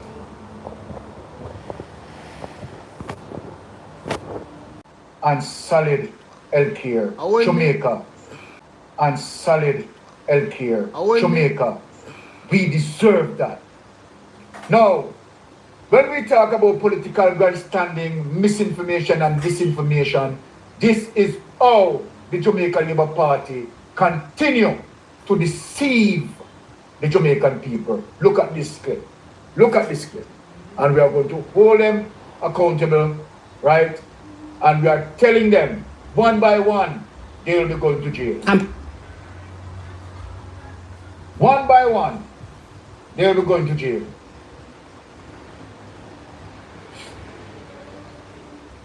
This is Christopher Tufton again. For you and the PS to resign, are those calls valid? Minister, there have been calls for you and the PS. Hold on. Minister, there have been calls for you and the PS to resign. Are those calls valid? I thought you heard my statement earlier that I don't know if these calls warrant even a response, to be honest, because you're giving fodder to redundant assertions with no basis in fact or validation. You hear this? Now we have the facts and the validation. Christopher Tufton need to resign. You hear this? Christopher Tufton need to resign. Let me just say that I serve at the Prime Minister's pleasure and leisure. I don't intend to fall. Yes, he serve at the Prime Minister's leisure and pleasure. That sound a bit personal. That not sound like people's business. That not sound like politics. What do you mean you serve by the Prime Minister's pleasure and leisure? What do you mean leisure? Where leisure come in and pleasure? How that come in our people's business? How that come in when Pitney are dead, 24 Pitney are dead in a 25 days at Jubilee Hospital? Because of the hospital conditions them. Not because them premature. Premature does not mean automatic loss of life. I've said it many times. Premature babies grow up to be the strongest babies. Kemarco, big up yourself. Which country is that? Spain? You're in Spain? Salute to you. What's the weather like in Spain? Kemarco. Is that Spain? I don't want to... Is that Spain?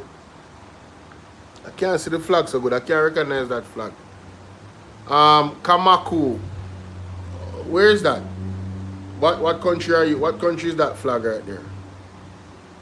It's Spain? Oh, you're in Spain. You're Jamaican. You're in Spain. How's the weather over there? What's your experience like? Is Europe better than the United States? Questions to ask. Mighty God. Into the trap of responding to every outlandish claim made by the opposition. The reality is they keep moving the goalposts. At first it was missing ventilators, then it became ventilators not working, then it became ICU and high dependency units. The goalpost keeps moving. Permanent secretary, he reports, in this case, to a public service commission. He's a creature of parliament and he accounts for his stewardship, and he's very capable of doing so. And until he says otherwise, everything else is noise. And you can't quote me on that. Everything else is nice. You hear that? Okay. Then it became ICU and high dependency units. The goalpost keeps moving. Permanent secretary, he reports, in this case, to a public service commission. He's a creature of parliament and he accounts for his stewardship. And he's very capable of doing so. And until he says otherwise, everything else is noise. And you can't quote me on that. Now take disrespectful. Minister. Disrespectful. Wow. Right? And as he said, that there is no basis in facts. And that is the opposition is just making up all these lies. You hear that? I see facts I know. So what's the result? I have a problem with what he said. He served as the Prime Minister's leisure. Yes. I don't understand that statement because it's the people who supposedly voted him, although we know they stole the election on their part. So he is responsible to the people. And not the Prime Minister. And not the Prime Minister. And the Prime Minister is responsible to the people as well. So I didn't know this was a kingship because it's only subject to the king to serve at leisure. At the king's leisure. Not ministers serving at the Prime Minister's leisure. So you have seen the sense of imperialism right there. Now, let me hear that?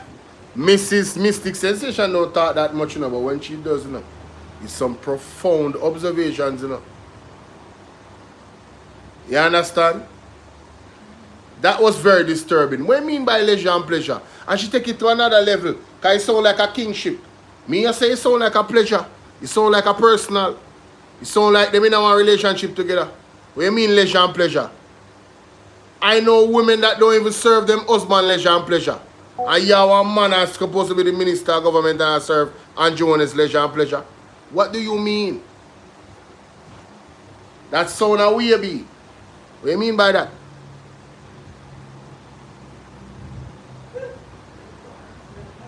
No, this is a serious question. Aren't you supposed to be serving the people of Jamaica? The man say him serve to the leisure and pleasure of Andrew Holness. What do you mean by that? Make it make sense, brothers and sisters. Let it make sense. Something just ain't right. Very out of order, disrespectful. You understand? As it relates to the very people who elected him, right? He's disrespecting them and disregarding them. He doesn't have to hear from them. Or, as a matter of fact, give him any service to them. He serves at the Prime Minister's lecture. Can you see the level of disrespect? The high level of disrespect.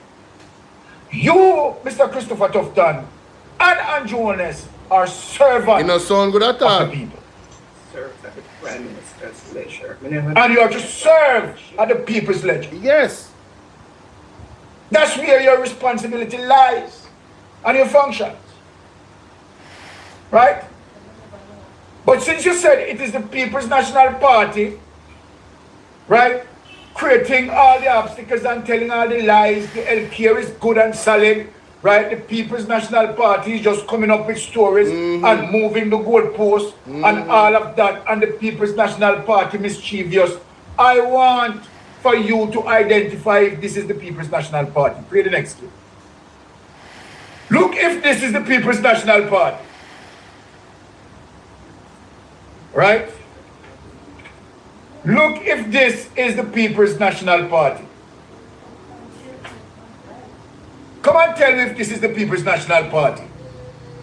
As you dismissed, right, the concern of the people. So look about issues in the public health system. Before the break, we're hearing from the president of the Nurses Association of Jamaica in relation to what's happening at the Cornwall Regional Hospital and why the nurses finally at the end of their tether took protest action. Because I was saying on radio now that when you say healthcare workers start to protest, you know, say things bad.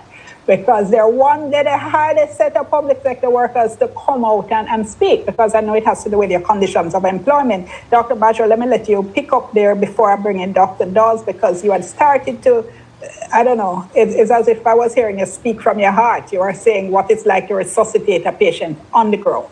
Yes. So, I mean, if there's no tabletop available, then the ground is the next best thing.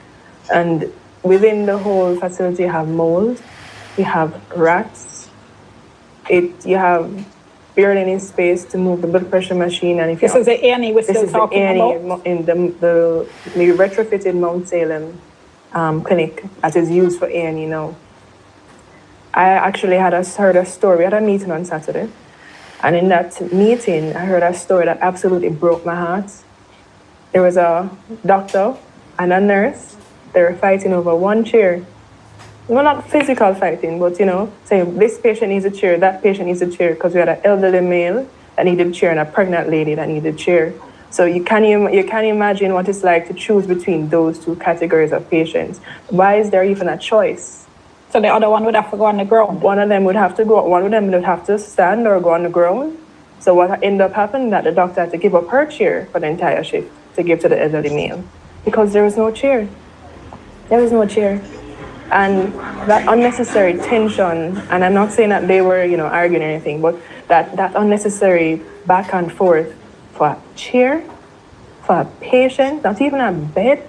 Take that away. It's heart-rending, man. Continuing to talk about issues in the public health system. This is the reality of the healthcare. Not even chair. But you come out with your political grandstanding that the PNP is attacking you. PNP is telling lies on the Jamaica Labour Party administration. The Jamaica Labour Party administration is doing fine with healthcare. Right? All the necessary and basic facilities are there and everything is okay and so forth, and, you know, bedding, we have proper bedding and everything is fine. The Jamaica Labour, the People's National Party, they are disgusting, right? They are just telling lies on the Jamaica Labour Party administration and so forth, and it goes on with the political grandstanding, your trickery, your connery, you're a scammer. Let me bring in Brother Melvin Pot to burn them down. Melvin Pot. Well, tough tongue is a minister that is under increasing pressure from all walks of life in society. even from within his own party, based on the finding that is coming out of the institution, that he, the minister, that look over all these institutions. Now the series that Dr. Dawes has done, and comprehensively, highlighted critical situation that currently exists at the UHWI Institute. And it's a wide range, and it encompasses procurement, bullyism of staff, undermining staff, and lack of care in regards to administration, no care being offered to these people. You understand? It's just a situation that has now surmounted in a way that the minister is under increasing pressure. So when him talk about, the PMP moving the goalpost, yes, moving the goalpost in terms of uncovering the slackness as it relates to corruption. Keep finding more and more, but not in terms of telling lies. Dr. Dawes, comprehensive report is accurate right down to the T. Because we are not just hearing from Dr. Dawes, we are hearing from people who attend these facilities. Exactly. Who work in these facilities. Yeah. Of how deplorable the things are. Facility is. Yep. How much it is understaffed, how much it is, underutilized for its purpose. Because if you don't have bed, you can't utilize the hospital. If you don't have chair, you can't utilize the hospital. God working environment become toxic. Everyone just like to hear a while ago. A nurse and a doctor arguing over a chair because there were school patients who necessarily need the one chair. A pregnant mother, you don't want her to go lie down on the floor. Likewise, the elderly gentleman. But these patients should have, choices of either a bed or a chair. But they didn't have any. So when we hear Tufton come and speak about the vast amount of money that the Jamaica Labour Party has invested in the Ministry of Health, they have only made allocation start being invested in terms of, shoring up the facility, giving it everything that it requires, making sure the staff them are working in a, well put together environment where they have, facilities and equipment at their disposal. Nothing of that. These people have been milking the money that they allocate. This is why there is no procurement. Yeah? And this is why when them come under pressure, them talk about reform. There's nothing that can reform where UHWI is concerned right now. Because as Dr. Dawes said, the problem bigger than the administration up here. Because remember, tough tongue and pick the administration staff up here and use them into facilitating the wide range of corruption activity. Because the senior medical staff at UHWI, they are the one who's supposed to assemble them administration staff. They have that responsibility role, not tough tongue go up there and pick the people who know corrupted like himself to do the work they want him to do. And these people have run the institution into a wreck. An institution that, is the region highest learning institution, produce doctors of, first world accreditation. But yet still the institution is now marred with corruption to the extent where it's, might lose its accredited ratings. Where no one would want to send them students there. Because an institution that is well on the way becoming a failure based on the Jamaica Labour Party administrator, the Minister of Health, Dr. Tufton, trying to use the institution like a milk cup, like a cow with my milk. Over 30 billion Jamaican dollars now, when we can just roughly put together and say, yeah, this man, they account to 30 billion. He cannot account to 30 billion Jamaican dollars, people. Yeah, because beryllium alone takes 24.5, Yeah, so all you need is another 5.5. That easily can identify So you add everything together, this guy defraud the state of about $30 billion. This is why I'm under increasing pressure. So just listen to how him answer the question posted by the young journalists. Him tell us him serve at the pleasure and the ledger of anti-witness. The pleasure and the ledger, you know.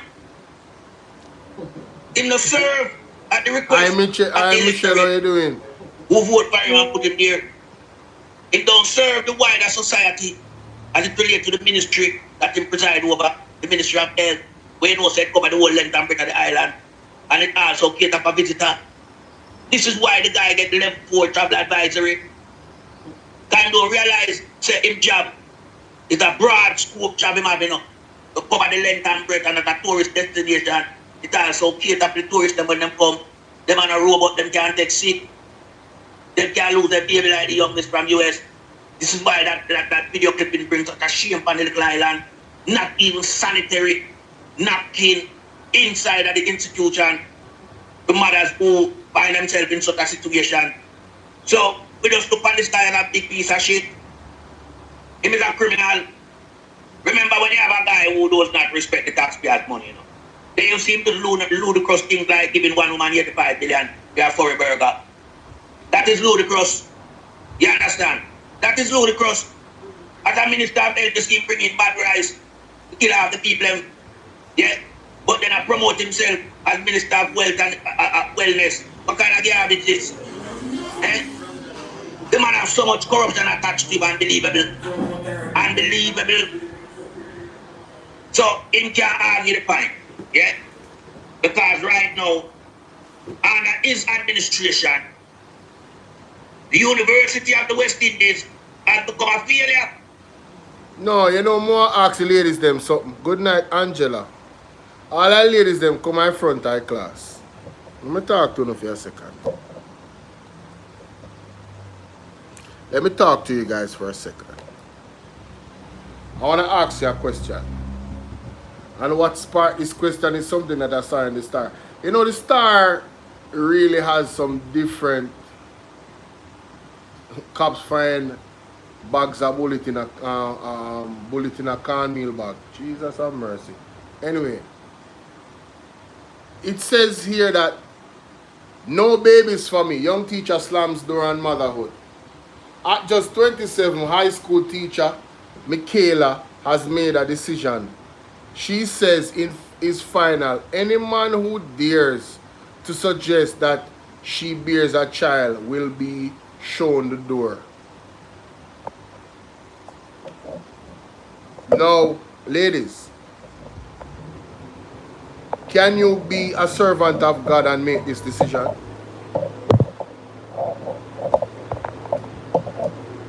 That is my question. What the hell is wrong with this? You know, there's something wrong now.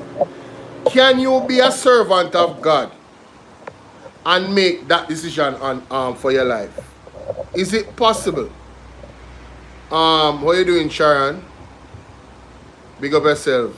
Okay, Sharon said no. I just want to find out from the ladies then.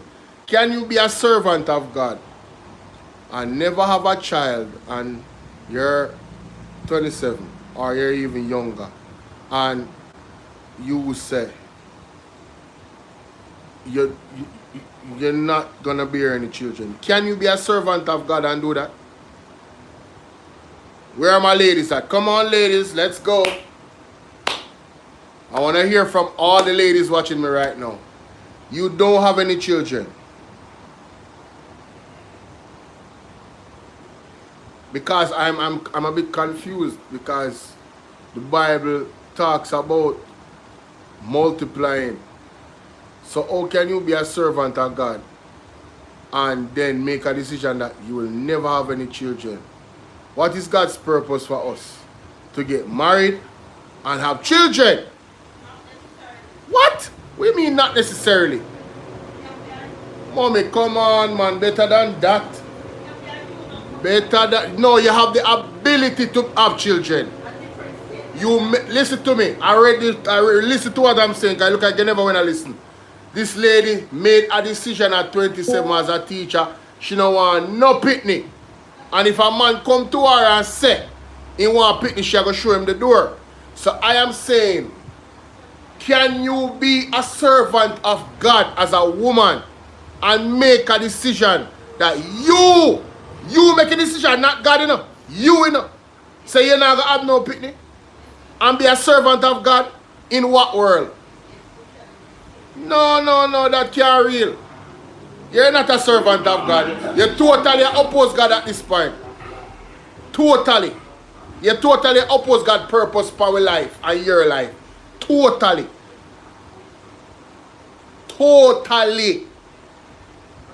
It's not that you don't have have children already, you know, you don't want no more. As a matter of fact, isn't the whole purpose of it serving God is to give your life to God for His will to be done in your life?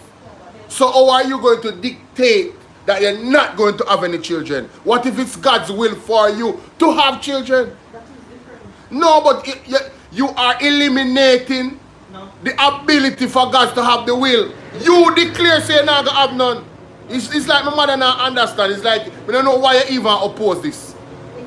You're still going to health. You have nothing to do with health. This is a very specific question. The lady says she's healthy and she's not having none. She says she not have none. Not that God tell her say, this is the end of your thing, you know. She says she not have none. So that tells me that if she was to get pregnant, she's going to eliminate the children then. Because she determined to not have any. So there and then she can't be a woman of God. She cannot serve God. She have a right to do whatever she wants with her life, you know, like everybody else, you know. That's why I pose the question in the manner in which I pose it. How can you be a servant of God as a woman and then say, Marley, your Zelle is not working. I don't use Cash App. How else can I donate? The PayPal is there, but the Zelle is working. The email is accurate. Everybody uses the Zelle. The email is accurate, man. Once you put in the email, the Zelle comes up. But the PayPal is there. And if you want another way, you can reach out to me via WhatsApp. My number is 876-451-6535. Write it down. 876-451-6535. I'm not talking about a person sick. And if you're sick, God can heal you. Because God heal a woman with couldn't have no baby. God, okay, no problem. Take down my number. 876-451-6535. WhatsApp me. Not everybody come on this earth for reproduction. What do you mean by that? No. That's not true. What do you mean by that? What do you mean by that? You're telling me that God made you a functional female and didn't bring you on this earth to produce unless you died before you could have get married to produce. But God did not give you the function of producing to not produce. Madness. It is God's will on everyone. The Lord says, go forth and multiply. What are you talking about? Go forth and multiply, my children. It is a blessing. God bless you even more when you multiply. So why God don't want you more? What are you guys talking about? Listen to me. Listen to me. I notice it. This is a programming that has happened in this century, you know. Women never used to behave and think like this, you know. This is a programming that has happened in this century, these last 50, 100 years of earth. Is a programming. They have programmed you guys to think like this. It is God's will for you to bear children, as it is God's will for you to get married, as it is God's will for a man to bring forth a wife so he can get favor from God. It's not about she being the only woman. And I'm speaking from the perspective of believers and persons that worship God. If you're not a believer, you can do anything you want to do. You can follow the new age where the devil a push and be a and be an independent woman that does not like men and don't want to have any children. They can do all of that. But if you are a woman of God, you're supposed to deal with what God wants for you in your life. And one of the things that what God said is that to go forth and multiply, not go forth and not multiply and not have children. What can go so? How is that possible? That you guys think that that is something? It is a blessing to bring forth children. And God is a blessing to bring forth children. In the right framework that God wanted for us. Getting married, right? And building family. Building family, build kingdoms. That's how you build kingdoms. Building nation is through family. So how can you come and say that is not your purpose to bring forth children? What? I mean, we have totally gone against the natural order of things at this point. But you know what? I digress. I've made my point. Wow. Wow, y'all need to do some introspection and some deep. When you need to link God, Pandawana, and reprogram that thinking there. You understand? Reprogram that thinking. Yeah, because my question was very specific to people that actually follow God. Not the people in the world. The people in the world, they want to go and have multiple partners. Make sure so them have them pill. So if they get pregnant, they can dash her the pitney. That are the people in the world. But God's purpose for us in our life is to get married and bear fruit. And expand his kingdom. And grow the child in the way that it pleases the Lord. I don't understand. Am I missing something? Am I missing something? Isn't that what the Bible says? Wow. Wow. Very interesting. Very interesting indeed. Very interesting indeed.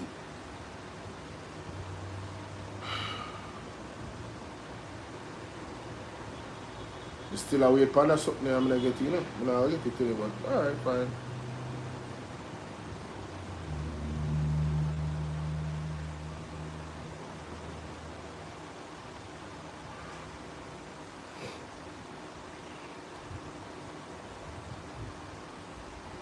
Oh, you're just coming in. What is interesting is that I have a few women in the chat that actually, even my mom is here opposing the argument that God's intention for his servants, not women of the world, his servants, is to get married and have children.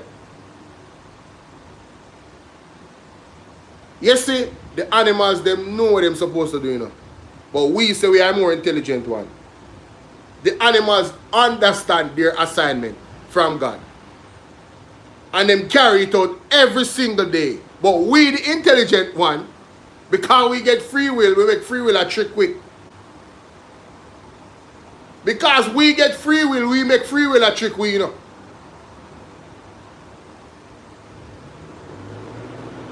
Isn't it the purpose of a servant to submit to his master or her master? So whatever the master wants for your life, that's what you're supposed to be obedient, you're supposed to be sheep.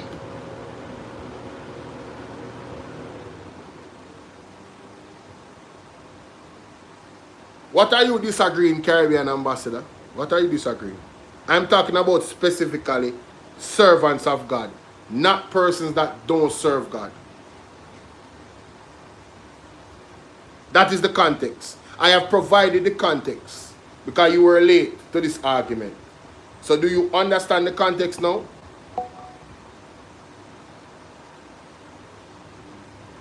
Do you understand the context?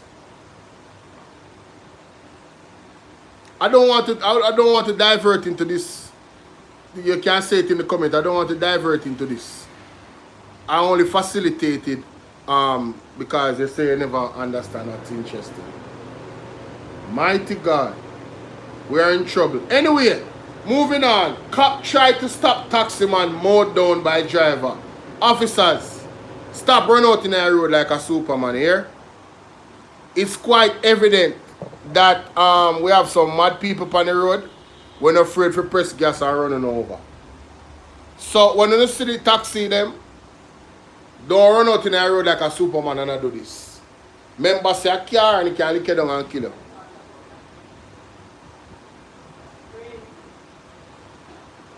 Right? Caribbean ambassador, I'm saying to you, the reason why this sparked this question is that this person said they have no intention of having any children. None. No intention. And if a man should present that argument to them, this lady, this teacher, he might go through the door. Of course, they can't say anything they want to say. And I'm saying that person cannot be a servant of God. It cannot be. Of course, you have a choice. You have a choice to choose the devil. You come like you don't understand what I say. You can't be a servant of God. And that is your position. To never have children. When God said to go forth and multiply. So what, you're not going to be obedient to God? I think y'all really need to think about what I'm saying. And look at the scripture. And then really digest it. Go and look at the scripture. Because a lot of people look down on that true purpose of being a mother. They think that there's a higher purpose for them. For impressing mankind about their education, their status in society, all those things over God's purpose for them.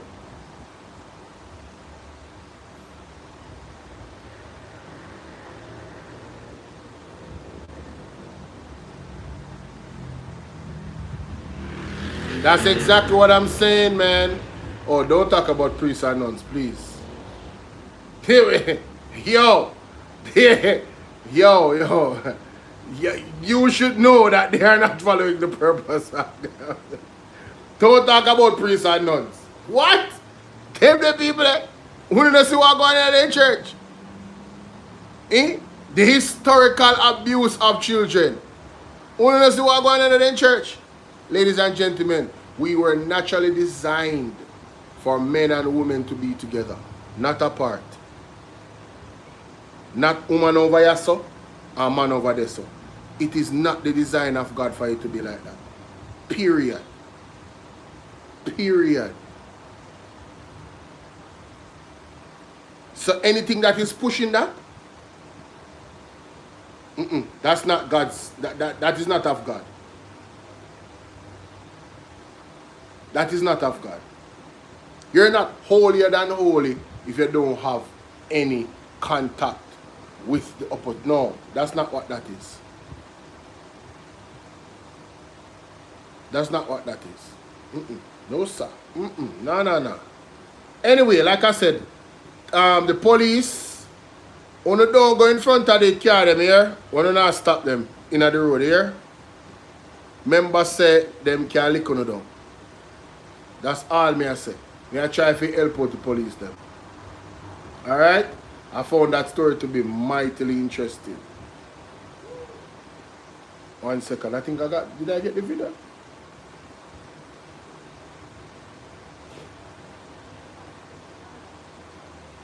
Yes, let me play this. Of videos on the report by the Auditor General on the University Hospital of the West Indies. Check out part 1 where I share what the Auditor General said about how the hospital was abusing its tax-exempt status. And I have to go back to that because of this issue with the cups. What do I mean? Listen up. You have your tea, your wine, your coffee, use its tax-exempt status. University Hospital of the West Indies, UHWI, also used its tax-exempt status to facilitate the importation of cups and dishes belonging to private company 3. Now, it's normal. The Auditor General does not name private companies who are involved in its investigation, right? They always anonymize the data like that private company 123, nothing unusual here. The imports now with a CIF, that's cost insurance freight value of 1.41 million. Remember that figure, very important. So the CIF value of the cups and dishes was 1.41 million. It was cleared under US tax exemption declaration. Tax relief then came up to about 615,000. And it benefited private company 3 who paid for the goods. So the duties came up to about 622,000. Now after that, the hospital bought the same items from the private company for a price of, follow me, 6.9 million. The items were released by the customs agency on July 31, 2024. Released by the tax relief then came up to about 615,000. And it benefited private company 3 who paid for the goods. So the duties came up to about 622,000.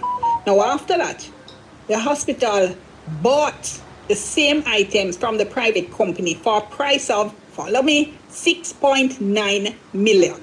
The items were released by the customs agency on July 31, 2024, and they remained in hospital stores unused up to the date of the inspection by the Auditor General on May 30, 2025. And this table shows you the items that were imported. Flat plate, coffee cup with handle, 1,000 of those, steel plate cover, bowl, and so on. Now, I have to tell you something. I had to read that paragraph over and over to try to figure out if I was really seeing what I was seeing. Because what it's saying is that the hospital abuses tax-exempt status, right? Bought these cups and dishes, bought in quotation, because they were actually bought by this private company. Oh my God. So the cups and dishes came up to 1.4 million. So the private company that paid for them, because they benefited from the hospital's tax relief, the private company only paid about 600,000 for the cups, got tax relief of 600,000. Then now the hospital turns around and buys the cups for 6.9 million. 10 times the price. And then the hospital never even use the cup them, put them in storage, and never use them because they were there nearly 1 year later when the Auditor General's team inspected. Who dreams up these things? So the University Hospital. Ladies and gentlemen, we now come off of this. And I want to thank Dean Jackson Miller. You guys make sure you go ahead and subscribe. I'm subscribed. I click the bell and click all. You heard that, right? $1.something million the cups then cost. Right? Them get it for 600,000 because them get tax exemption. And then the hospital buys back the cups them for 10 times the price. This is scamming. This is criminality. This is high levels of corruption. And people need to go to prison for it. And whether they are indirectly or directly involved, some people need to get fired for it as well. They need to lose their job. This is outrageous, ladies and gentlemen. And this is just one of the things them in the report, that make your ear on the back of your head turn up, Right? Did you know no Jamaican should be paying duties on shipping, only business and services in commerce? I did not know that. Class action will have to come into play to hold them accountable. I am willing to be a part of any legal process. Right? I'm counting on some type of citizenal legal process to sue the government of Jamaica and the Ministry of Health. We need back our money. We need back our money. Ministry of Agriculture, we need back our money. For the fertilizer them, we need back our money. Alright, we need back our money. Flight Green, Minister of Agriculture, Andrew HOLNESS, and you head all of them. We need back money. You know, you're there, Jackson Miller say, who thinks up these stuff? You know how far gone of a criminal you have to be to think up this? Like you're a professional criminal. Whoever conjured up this. Rural Read, we need back money.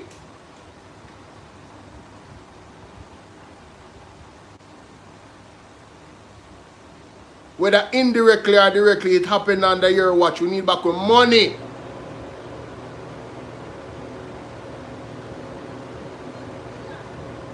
Right? We need back money.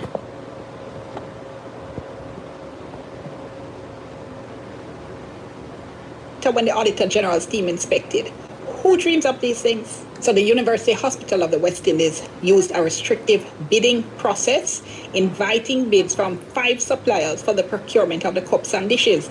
Only 2 responded, quoting amounts of 8.4 million and 8.6 million, both exceeding UA's in-house estimate of 8.1 million. Private company 3 emerged as a successful bidder, submitting the lowest bid.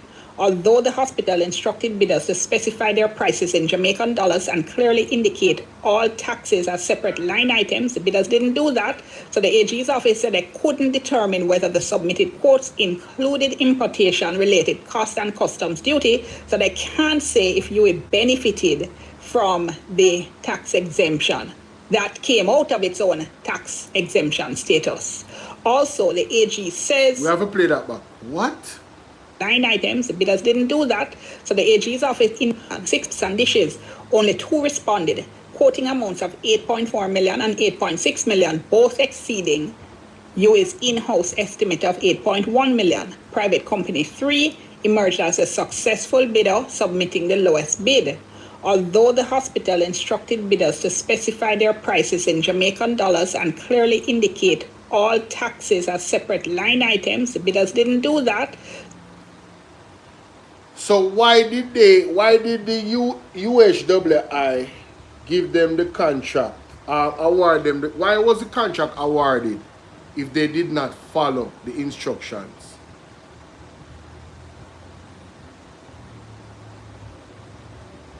Another way to hide. Another way to hide the criminality, ladies and gentlemen. Blessed child, how are you? Another way to hide the criminal. Did you guys catch that? Listen to that again. 3 emerged as a successful bidder, submitting the lowest bid. Although the hospital instructed bidders to specify their prices in Jamaican dollars and clearly indicate all taxes as separate line items, the bidders didn't do that.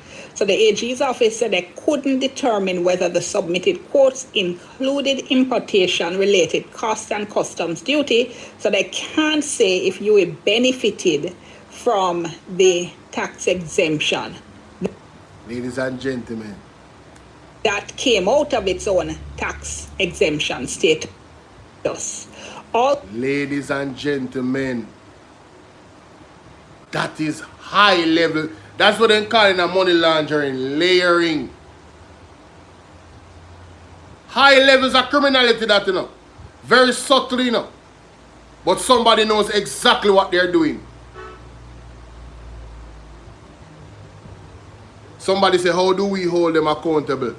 Reach out to me on WhatsApp, 876-451-6535. Sign the Magnitsky Act. An international act that can be used to hold the government accountable for corruption and human rights violations. And oh, there is so many corruption and so many human rights violations happening under the JLP government. Watch. A lot of it. Me I go play it again. Wanna listen? Because this is very important. This is very important. And then the hospital never even use a cup them, put them in storage and never use them because they were there nearly 1 year later when the Auditor General's team inspected. Who dreams up these things? So the University Hospital of the West Indies used a restrictive bidding process. Oh, the number is 876-451. 876-451. 6535. 876-451. 6535. I look like me catch a general at a bad time.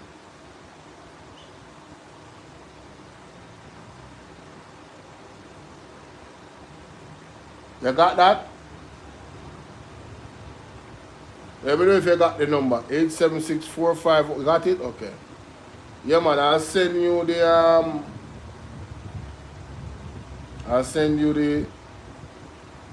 the link to the Magnitsky Act. And if you have any issues signing, let me know so I can guide you through the process. Alright? My God. Oh. Inviting bids from 5 suppliers for the procurement of the cups and dishes. Only 2 responded, quoting amounts of 8.4 million and 8.6 million, both exceeding UA's in-house estimate of 8.1 million. Private company 3 emerged as a successful bidder, submitting the lowest bid. Although the hospital instructed bidders to specify their prices in Jamaican dollars and clearly indicate all taxes as separate line items, the bidders didn't do that. So the AG's office said they couldn't determine whether the submitted quotes included importation-related costs and customs duty. So they can't say if UA benefited from the tax exemption that came out of its own tax exemption status. Also, the AG says the imported items were cleared through the hospital's contracted custom broker, but they were unable to determine the total expenses incurred by the hospital as the required documents weren't presented. Information in relation to the procurement wasn't reflected on the government platform nor reported to the Integrity Commission, and this violated reporting requirements. Management response acknowledged that this practice raised significant concerns regarding procurement integrity, financial stewardship, and compliance with customs and public procurement regulations. So the hospital management acknowledged that this was a big problem. But let's look at the plastic waste bins. So we're going to talk about the purchase of the plastic waste bins, why this raises more concerns about the procurement process. And a lot of people will tell you, look, I waste of time for bid for government contracts because procurement or no procurement, then don't know who they might get a contract to. Well, watch this. UA procured 40 waste bins at a cost of $11 million from private company 4. The Auditor General's review of the procurement records provided by UA indicated that the procurement process started with a formal purchase requisition in May 2024. The procurement committee recommended and the CEO approved the procurement opportunity in June and July 2024, respectively. The AG said the review of the customs record shows that the overseas supplier invoiced private company 4 for the waste bins.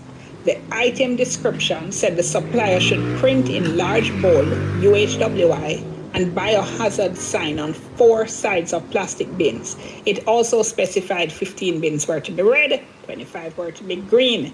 The invoice, watch this, was dated April 26, 2024, signaling prior knowledge by private company 4 regarding the procurement opportunity before the actual process started in May 2020. Mighty God, when I hear this, the company date shows that they had prior knowledge of the procurement before it actually come out. Better say a friend and company business this. Some unknown big up. For some strange reason, the message is now roll up. Somebody said read Matthew 19 verse 12 is the exception, not the general rule. Okay. Somebody said me for read, because I must do something that I'm going to talk about. Read Matthew 19 verse 12. Google. Matthew 19 12.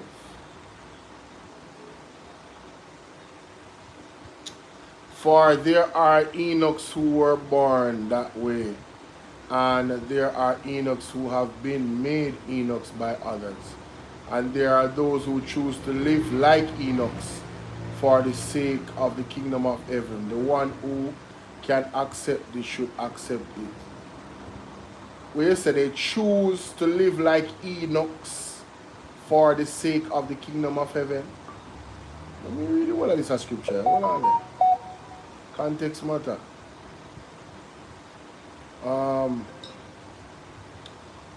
The disciple said to him, if it is a situation between husband and wife, it is better not to marry. Jesus replied, Moses permit you to divorce your wives because your hearts were hard, but it was not this way from the beginning. I tell you that anyone who divorces his wife, except for sexual immorality, and marries another woman, commit adultery. So no matter about adultery also. The disciple said to him, is this the situation between a husband and wife? If this is the situation between a husband and wife, it is better not to marry. Jesus said, not everyone can accept this word, but only those to whom it has been given. For there are Enochs who were born that way, and then there are Enochs who have been made Enochs by others. And there are those who choose to live like Enochs for the sake of the kingdom of heaven. The one who accepts this should accept it. Interesting.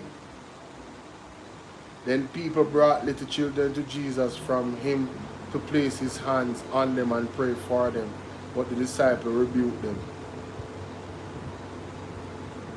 Jesus said, let the little children come to me and do not hinder them, for the kingdom of heaven belong to such as these.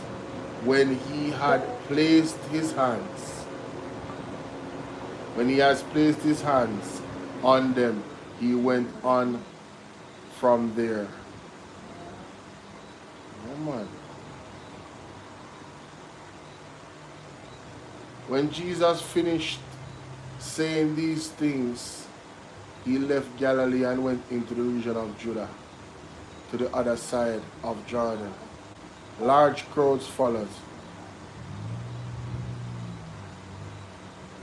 Large crowds followed him, and he healed them there.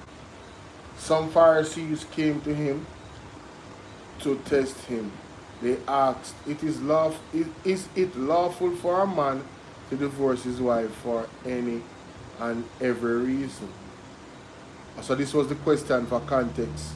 Having you heard, he replied, that at the beginning the Creator made them male and female and said, for this reason a man will leave his father and mother and be united to his wife, and two will become one flesh. So they are no longer two, but one flesh. Therefore what God has joined together, let no one separate. Why then, they asked, did Moses command that a man give his wife a certificate of divorce and send her away? Jesus replied, Moses permitted you to divorce. So Moses was the one that permitted divorce. Moses permitted you to divorce your wives because your hearts were hard. But it was not this way from the beginning. I will tell you that anyone who divorces his wife except for sexual immorality and marries another woman commits adultery. The disciple said to him, if this is the situation between a husband and wife, it is better not to marry. That's what the disciple said, you know. Jesus replied and said, not everyone can accept this word, but only those to whom it has been given. For there are Enochs. What are Enochs?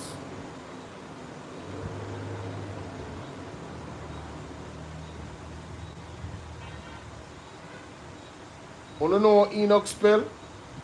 E-U-N-U-C-H-S. Outside. A man who has been castrated, especially one employed to guard the woman's living area in an Asian court. An ineffectual person. So this was speaking specifically to the man. Right? Why does it have that meaning? It don't have no meaning for woman.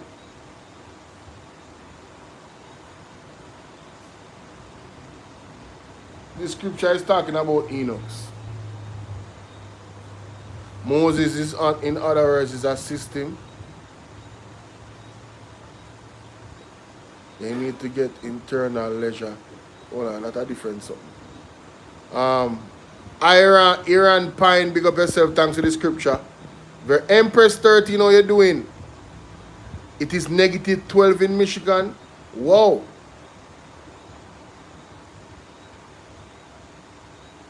Okay, so it is the general rule to be fruitful and multiply. The exception is Enoch. Is Enoch's. So that's why I'm going to talk about eunuch for Christ. Eunuch for Christ, sorry. But a eunuch is a man where... But me I look at the meaning right so, and it has say... So that means that from you have the ability to have children. It is God's will for you to have children.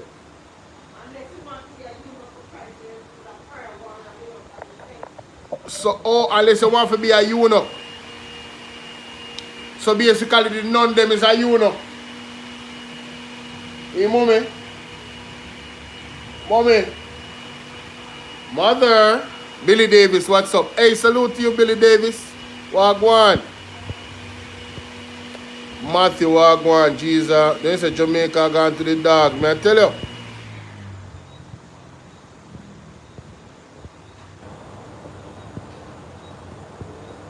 Me here, Andrew wanna say the labor right there will hold him accountable, and I haven't seen it yet. I haven't seen one labor right come on their platforms and hold them accountable. Right? Where you say now? So the none them are eunuch. Some of them. Yes, the most of them. If you want to be a eunuch for Christ, it doesn't say they're not going to accept, they're not going to have a family. Say they'll be a prayer warrior, answer to Christ. They can be a eunuch for Christ. Eunuch for Christ. This is a new concept for me, ladies and gentlemen. This is new. Now that lady now, we say she a teacher. I want she be a eunuch for Christ. Mighty God. This one is very interesting. Eunuch for Christ. Why we can't say me learn something today. Eunuch for Christ, ladies and gentlemen. Eunuch for Christ. Back to Dean Jackson Miller.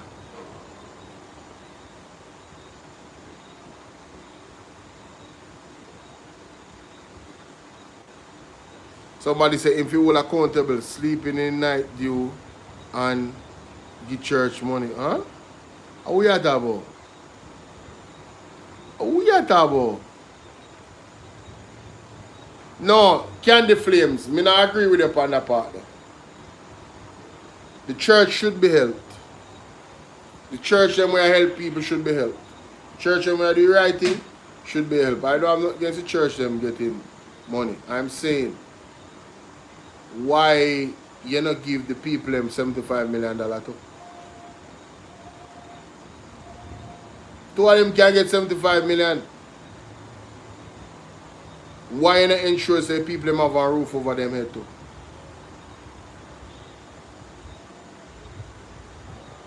Equally the church and the people that need house need to be helped. I don't have a problem with them I help the church. Now, if the church have millions and billions of dollars in their bank account, like what Everald Warmington say, if a them the specific church there, Everald Warmington talk about, that specific church, whoever have those millions of dollars in their bank account, you're supposed to help the people them too, man. You can't accept money from the government and have them the type of money they already. when people not have no money. You're supposed to use your own money and deal with the thing, brother. You're self-sustainable. Millions and billions of dollars in a bank account. You can borrow money against that, you know, and take time to pay back your bank, you know.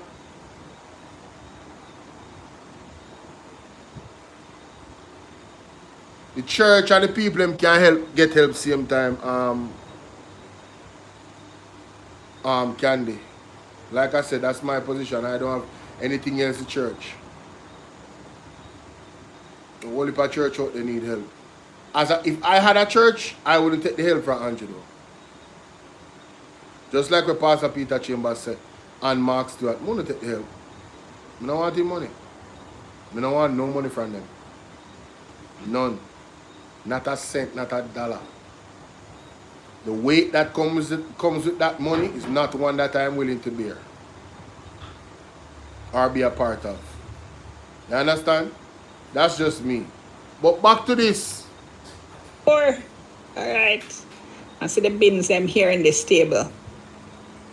Subsequently, the hospital used a direct contracting method to award the procurement opportunity to private company 4, demonstrating a lack of adherence to established procurement guidelines, ignoring a transparent and competitive process. The hospital justified the award on the basis that private company 4 was exclusive distributor of the specialized plastic waste bins, and they cited from the procurement guidelines saying where standardizing equipment is available only from a specific source and the procuring entity has purchased goods, equipment, or technology from a contractor, and additional supplies required for reasons of uniformity. The AG's report said, in addition, further review of customs records showed that the CIF value for the 40 waste bins was 6.6 million. The full custom duty would have been 3 million. I don't really understand the vitriol that people have against the church. Real churches actually help people when the government isn't. Real churches actually counsel people, counsel marriage couples, feed the homeless. They do it every day, not one day, 7 days a week. Real churches.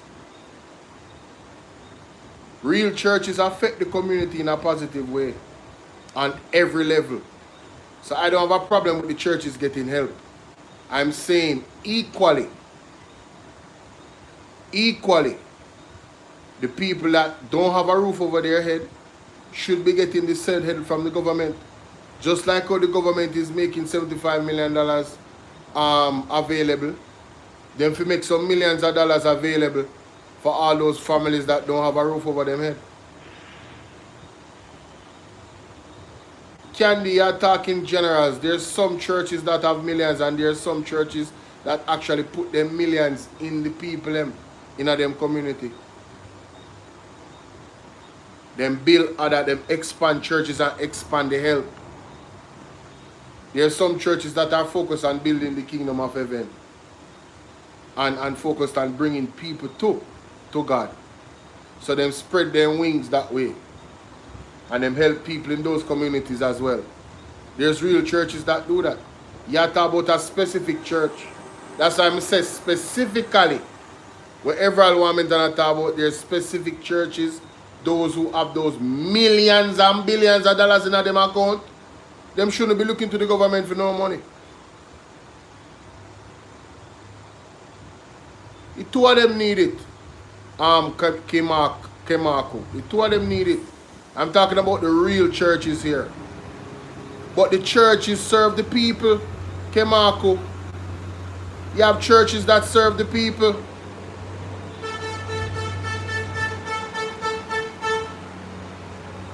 You have churches that serve the people. People who want to commit suicide. You guys don't understand the purpose of the church and its mandate in a community. The priority should be the church as well, yes. Because there's people presently in those areas that need that counseling. And the church provides that counseling. So the church and the people that have no homes should be simultaneously getting help. Me not put the church back. I'm not doing that. Because the real churches put the people first, even more than the government. Real churches put the people first, even more than the government. The churches, that they're not loud about it. They don't go and cut ribbon and advertise, say they are helping the poor. They just do it because that's what God wants them to do.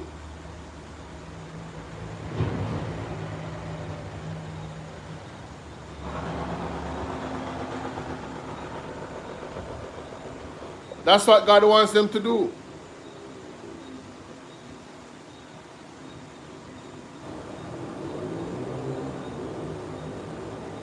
No. That's not what I am saying. You want to come before the other. I'm saying they can be done simultaneously. Fix the church and the house them same time. Everybody's house is not going to be fixed in one day. And every church is not going to be fixed in one day. It's a process. It happens over a period of time. But it starts somewhere. And I'm saying fix both of them same time. Work on both of them same time. I think you're saying fix all of the house them and left the church them and then fix them after. No, I don't agree. The church them need it and them need it because the church serve the people. That's my point. You look like you don't understand that the church serve the people. The real churches serve the people. Them not come from a perspective of government. But come from a perspective of following Jesus Christ's way. Of serving the people.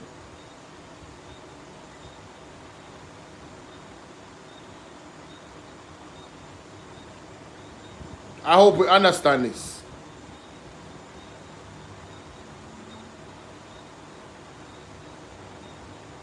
I'm asking what I want their money. Well, I don't know about that. I don't know about that. I don't know about that. I don't know about that. Sometimes you have to go on the road, but there is a house of gathering. Like I said, the true purpose of the churches. True purpose of the churches is to help the people. Is to help the ones that are most vulnerable. Persons that have drug problem, persons that have been molested, get counseling, have a safe space. That's what the churches are there for. So you cannot undermine or omit or try to omit the purpose that the churches are there for. You understand that the devils and demons hijack these spaces and people have bad experiences. But the true purpose of that space is to help the people. It's for service of the people. And as long as that is the case, watch it there. Huh? No, that was not his mandate. It was not his mandate to come on here to build a church. That is the apostles and the apostles and the bishops' mandate. No, it's not. You can't argue against the church, you know. You can't use Jesus to argue against the church. That was not his mandate. His purpose was to come here to give his life so that we might not perish in hell. His blood is what he came here to sacrifice, to cleanse us from our sins so we might be forgiven. So that's not his mandate. The bishops and the apostles, that's their mandate. Everybody has their purpose.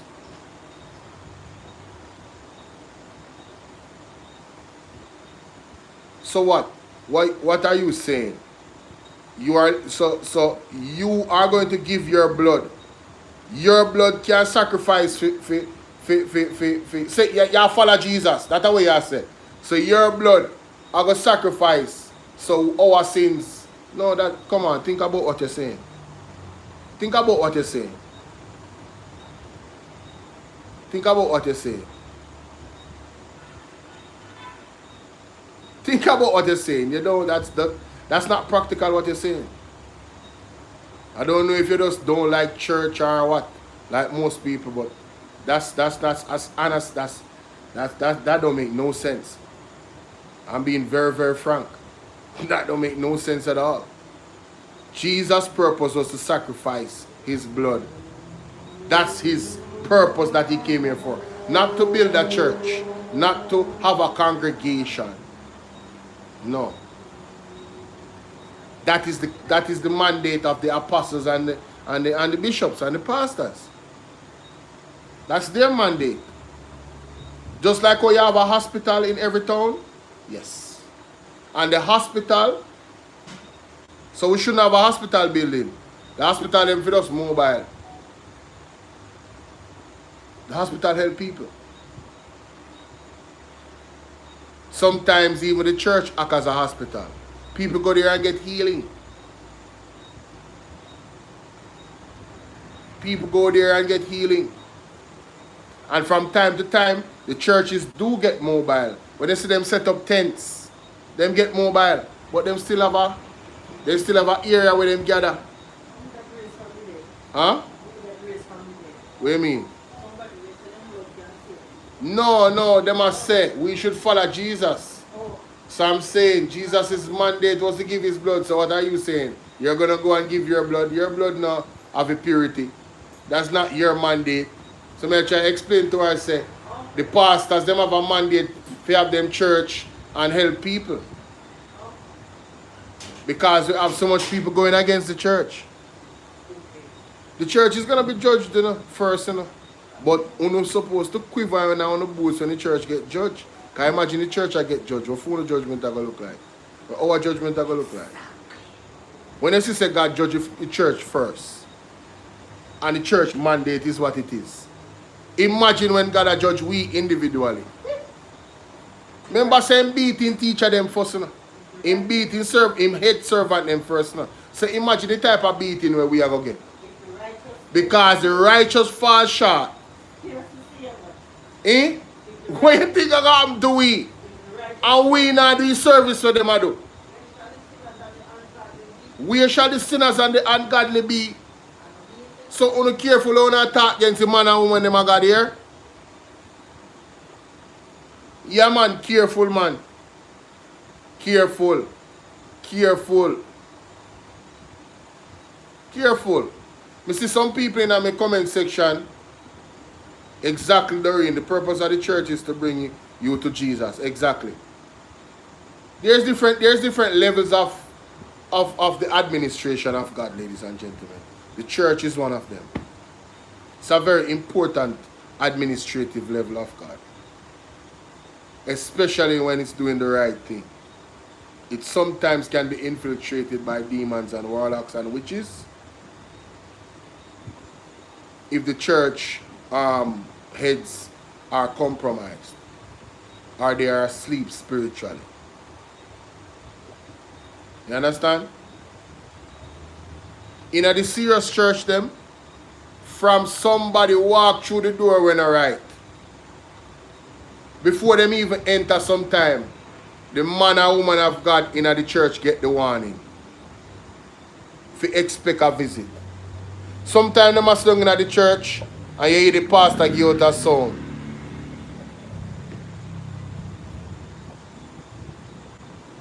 And then start sweat in the church.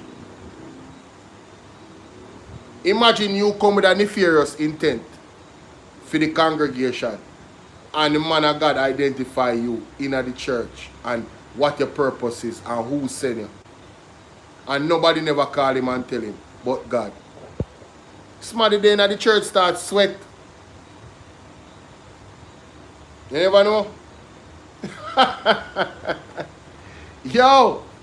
Private company 4 imported the 40 waste bins using the hospital's import duty exemption status, resulting in a customs duty waiver of 2.9 million. In addition to the purchase price of 11 million, the hospital paid an additional nearly another $1,980,000 for brokerage fee, customs duty and administrative fee, wharfage fee, storage and other charges.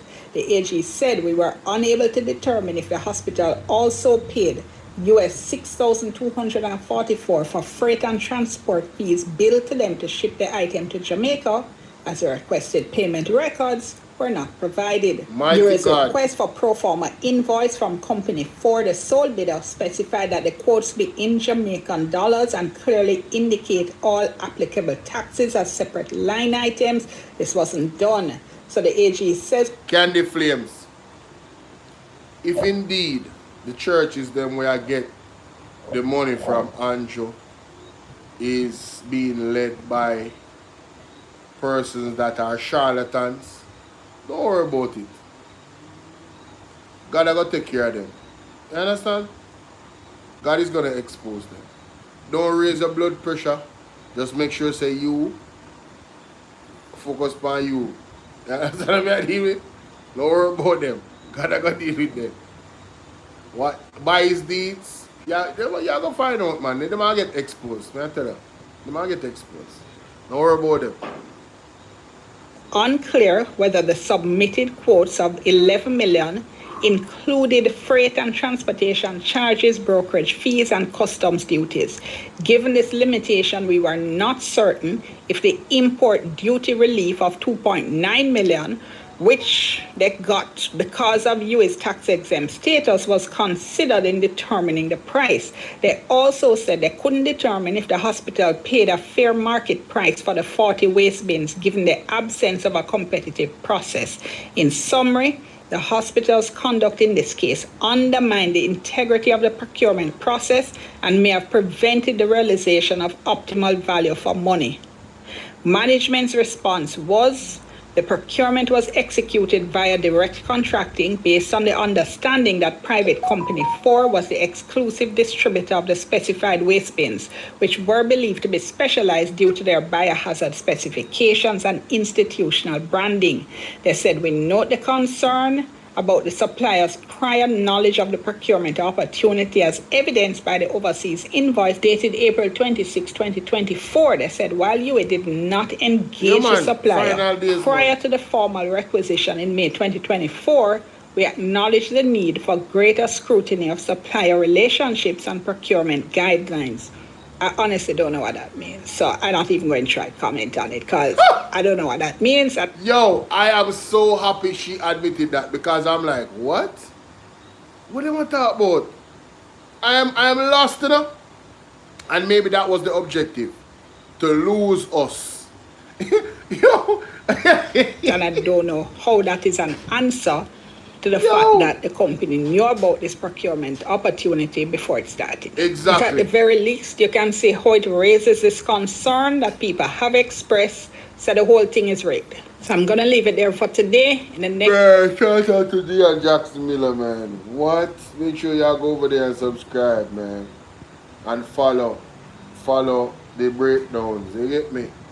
Especially when it comes to the UHWI, because she's going through the document, and she's a lawyer. I think she's a lawyer, so you know, it's good for you to check it out, ladies and gentlemen. Thank you. Good for you to check it out. But a man, no sir, it bad. Yeah, exactly. That's why it's happening in front of our eyes, so the people then wake up. But you know what's happening? A lot of the criminal supporters of the Jamaica Labour Party are coming out and they are expressing how them no business, a food have to eat. They are on the internet. Yeah. Yeah, they are on the internet saying that. I can't wait for them to call out Mr. Dennis Garden, Ocean Wine. I can't wait for them to call him out. And all like JLP flag of them. Because them focus on Dennis Garden, you see? Evidence alone me want to see, you know. Evidence alone me want to see. What you do, mommy? Oh, that could work. That could work. Yeah, man, I believe that that's where they're coming from. Annabella, or go on. Yeah, man, them all get what they deserve, man. I don't know more about it, man. Big up everybody. I'm so sorry that I didn't get to find that clip. About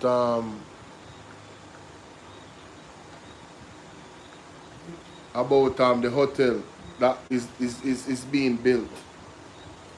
Yo, I'm certain. Listen, yo, Jaja, you. Me know somebody did cover it, you know. Me know somebody did cover it. I knew I covered it. I go find it back. Hold on, the people. Me I go find it back. Me I go find it back. I go find it back. I eat this. Whoa, I eat this. People, part 2, Mystic Sensation dissecting Andrew HOLNESS speech. Brilliance, absolute brilliance. Part of that is just how they have grown up in their household. All of you here, you get up every morning, you take the bus, you do your hustle, you go to work, you follow that routine, you are consistent, you do your job, but that comes because of how you were parented, how you were taught about sacrifice, how you were taught about working for what you have, the values that were transmitted to you. Yes. I'm not convinced. So let me ask you a question, Andrew HOLNESS. You were taught about working for what you have? Hey, look here. You never come to this because I made that slide in. Where you taught that hard working is going to have you possess as it relates to the objective of the reason why you are working. Because when you sell to Jamaica, you can take 2 taxis and becomes a billionaire. You are not a millionaire. Yes. You can make that clear. You are a billionaire. 2 taxis. The sort of genius that you sell yourself as. Yes. No other Jamaican don't have the sort of geniusness. No. Here, you are concerning, you are the most genius of all persons in Jamaica. That is facts. That here, any other brilliant mind would have able to use 2 taxis and maximize their wealth. Only Andrew HOLNESS talk about it. Can do that. Of course. And let me tell you again, what else Andrew HOLNESS can do. Between the period 2019 to 2020 only, when it was the height of the pandemic, where many institutions lose profit. Yes. The genius that comes out of this genie bottle. Yes.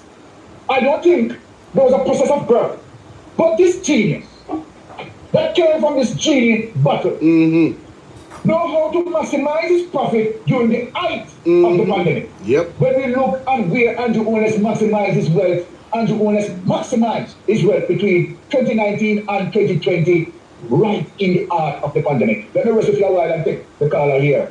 Yes, caller, we're on Mystic Sensation Live. Go ahead, my brother. Now, ladies and gentlemen, I'm telling you, this man just tried to tell people that, you know, your man is the attitude, and, you know.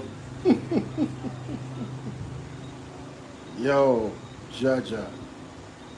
Alright, so social media, TikTok, everybody, listen. Came across this article. It says, Yes, Miss Bird. People don't. Alright, so ladies and gentlemen,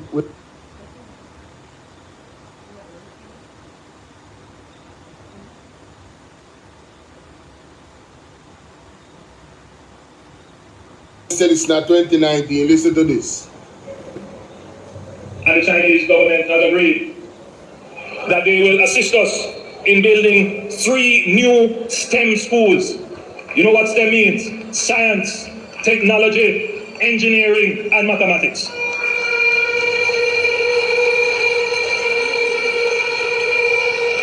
The government of Jamaica Joy Barnes, what's up, mama?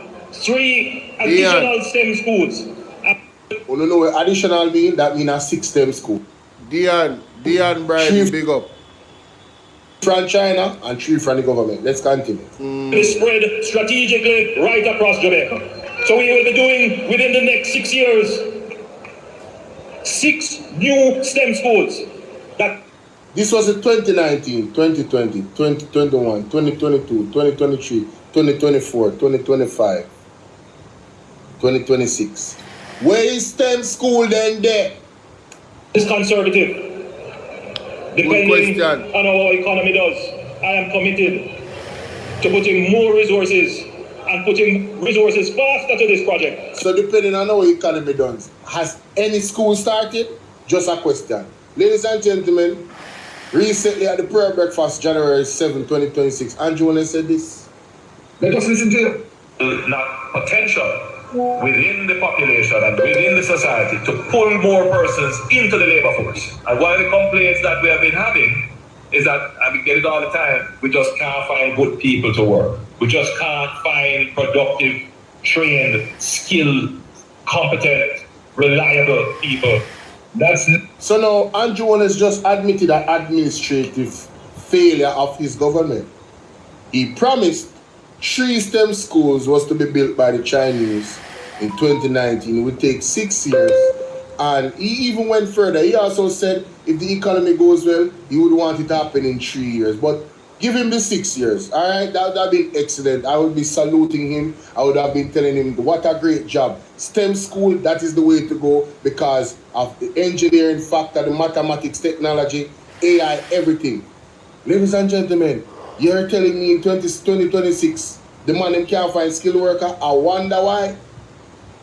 If you had built the STEM schools, them would have had a plethora of, skilled individuals in so many different areas of engineering. And that's what they need when they want to really develop a country. And it would have helped us very well in actually having people on the ground ready to rebuild Jamaica after a Category 5 monster hit us. But ladies and gentlemen, this is just another promise that was not fulfilled. Yeah.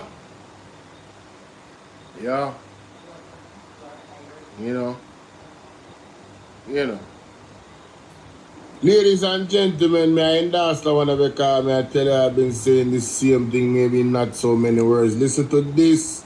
Caller upon Colin Bell show, Portland Spice TV. Economics that is running Jamaica. Listen to Come this. to light. Go ahead, caller. Yes. Yes, Mr. Bell. Blessing. The thing what me really mad about, sometimes when you hear the man them talk about gold, they say gold is now move fast. Gold enough to drop in a Jamaica. What do you mean gold now move fast? Move fast for what? What it must move fast for? No, I'm not saying to move fast with the people. So what they are saying you must move fast for? Move fast by really seeing people get help who get. No man, if they wanted Mark Golding to move fast, they should have made him Prime Minister. That is it. If it was the PNP in government, a lot of people in the West would have get back house already. Long time. Roof would have put on already. Long time. And I listen to the Prime Minister talking about the grants that they are going to give. Mm-hmm. And I am saying to myself, is this man for real? You're giving the people $70,000 or $75,000. Ladies and gentlemen, I notice the JLP, they equate helping poor people as the mismanagement of the economy. That's why Andrew Holness hold back the money so long. They equate helping poor people as the mismanagement of the economy. And recently, Lisa Anna kind of made some statements, right? Lisa Anna kind of made some statements recently that made me question whether or not she's of that same view. A little bit. It made me question it a little bit. I never spoke about it, but I don't think I spoke about it.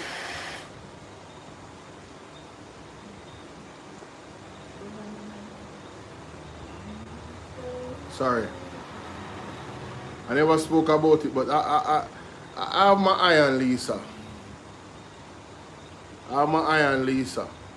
There's a lot of allegations surrounding her involvement or,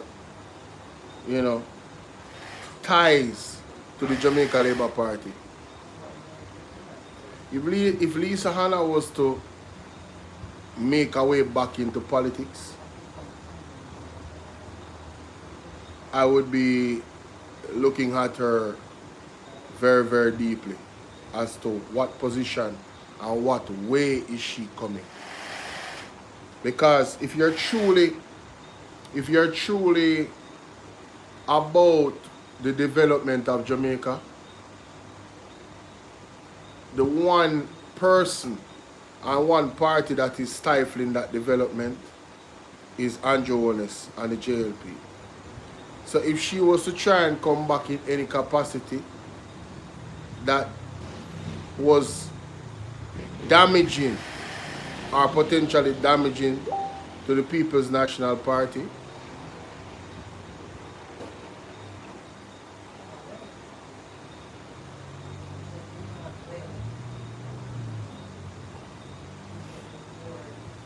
yeah, I'll be looking at her real, especially with the allegations that are swirling around.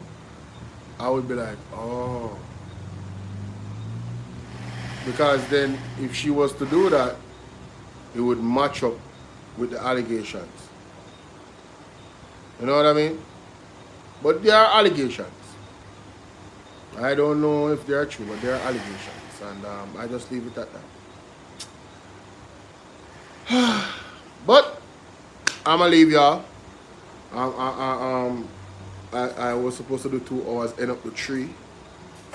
And here we are. Sir, all their hands are tied. They both have one master, and it's the colonial master. That sounds good. That sounds good, but I don't believe that. I don't believe that. Change is the only thing that is constant. It is the only thing that is constant. I wonder if the car where I make up here nice. Claudia, what's up? I wonder if the car where I make up nice, the police them around now. Luke Phoenix, what's up? Okay, Marco, big up yourself, you know. I appreciate you, you know, opposing comments in terms of thought process.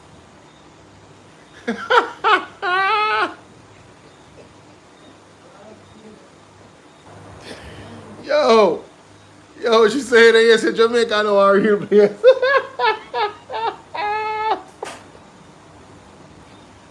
Yo, Jaja.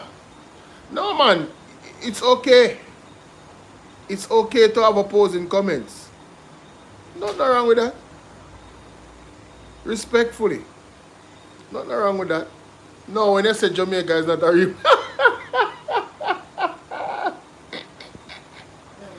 You're right about that. That is what I agree with. Jamaica is not a real place.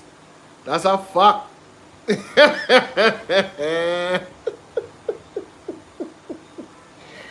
Yo, it is sad that sometimes I really want to cry, you know. But I'm not going to cry on this platform. I think I've cried a couple times, but I'm not going to cry. I'll cry in my own private space. Mighty God. It is really, really bad in Jamaica. The only thing that gives me hope is that God is real. And God will come to our defense when God is ready. But when I tell you, it's really bad. It's really, really bad. Yeah, man, I know, man. The whole, you know, king and everything. And, you understand?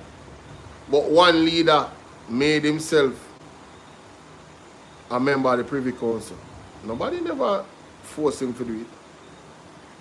He pledged allegiance to the king. You understand? And one leader denounced his British citizenship. That's why I don't look at things when it come out to skin color anymore now. I ain't gonna lie, one time I used to, when people look on black and white and no. Those same black people just as dangerous as those white people in terms of having the ability and the will to betray you. You heard what I said? Those same black people and white people have the same ability to betray you and have the same will to betray you.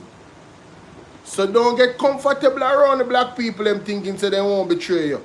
Don't get comfortable talking about, oh, because you have one black prime minister. I don't even listen. Andrew Black? Andrew Black? As a matter of fact, alright, let's say he's black, and then when I run with this thing with black and white with him and Mark. Let's say Andrew Black.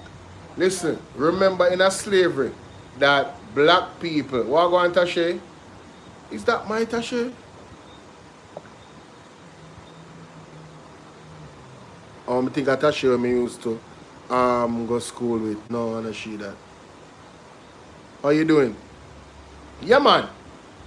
Listen, Nigel Clark is a house slave. Andrew Holness is a house slave. Period. Right? And I strongly believe if Mark Golding was given the power, a lot of things would have shaken up. Yeah. Things wouldn't be, a lot of things would be shaken up because one, he knows the law, and two, he knows how to use the law to empower the people. And his intention that I have seen and observed is to empower the people. No, I mean, I brush everybody with no broad brush, no. There's one among them that will even hold his own members of his party accountable. Mark Jefferson Golding. Look at Dennis Meadows. If that was the JLP, we wouldn't even hear nothing more about it. Dennis Meadows would have faded away and then come back on election time and run for the seat. Mark Golding said, no, you will not run for the seat. We're standing on principle. They lost the seat, but that's because the people of Jamaica don't stand on principle. That alone should have won over the people of Jamaica to show you that Mark Golding is the polar opposite of Andrew Holness. So I can never say that they are the same.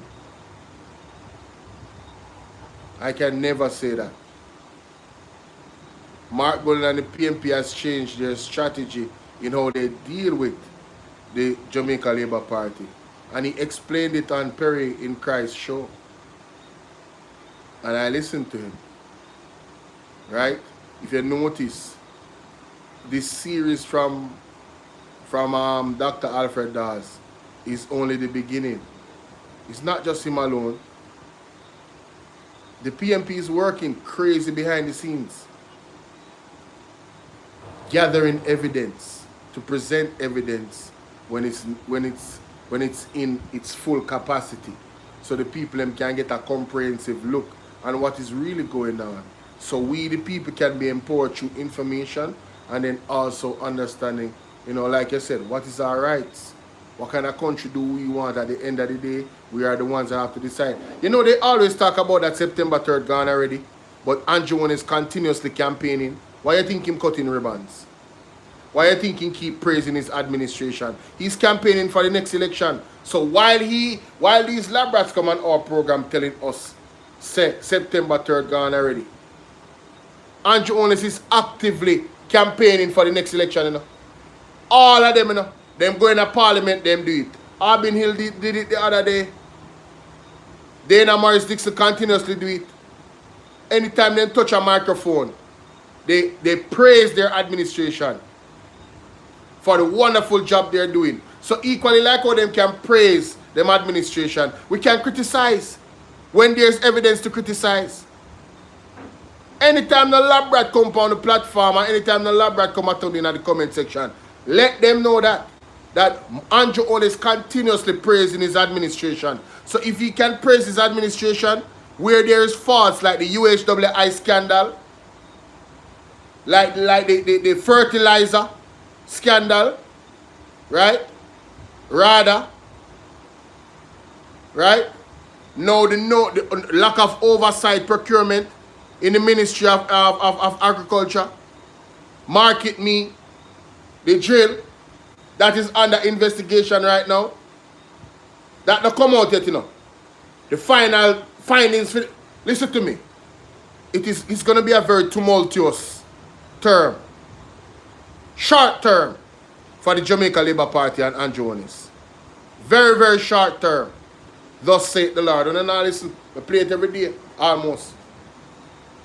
What the apostles say. And then in a war room Thursdays, me and Mark Stewart say, after January 30th, it's up. It's up. Look out, Jamaica, it's up. All type of things are going to happen simultaneously to this government and their officials. Lot of exposure, extradition, you name it. After January 30th, it's up. So be prepared for what is to come, and for what is to come, be prepared. And put on the boots and strap up and be ready for your bumpy ride. Whole heap of veils are going to be lifted.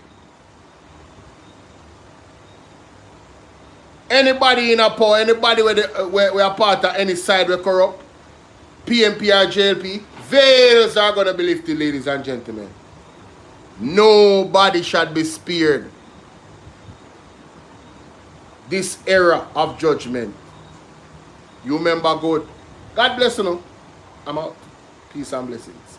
Kamika, thank you for your continuous engagement. I want to welcome you over to YouTube. Make sure you go and click my face and click my YouTube link and follow me YouTube. So if I am not live on TikTok, you can catch me on YouTube. Okay? I like the engagement from you. I want more people in the chat to be as engaged with the topics and be as opinionated. It enhances the conversation. Right? You don't have to agree with me. That's cool. We can disagree respectfully. You understand what I say? And I'm passionate. And I can't be checked. You understand? God bless you. And I'm out.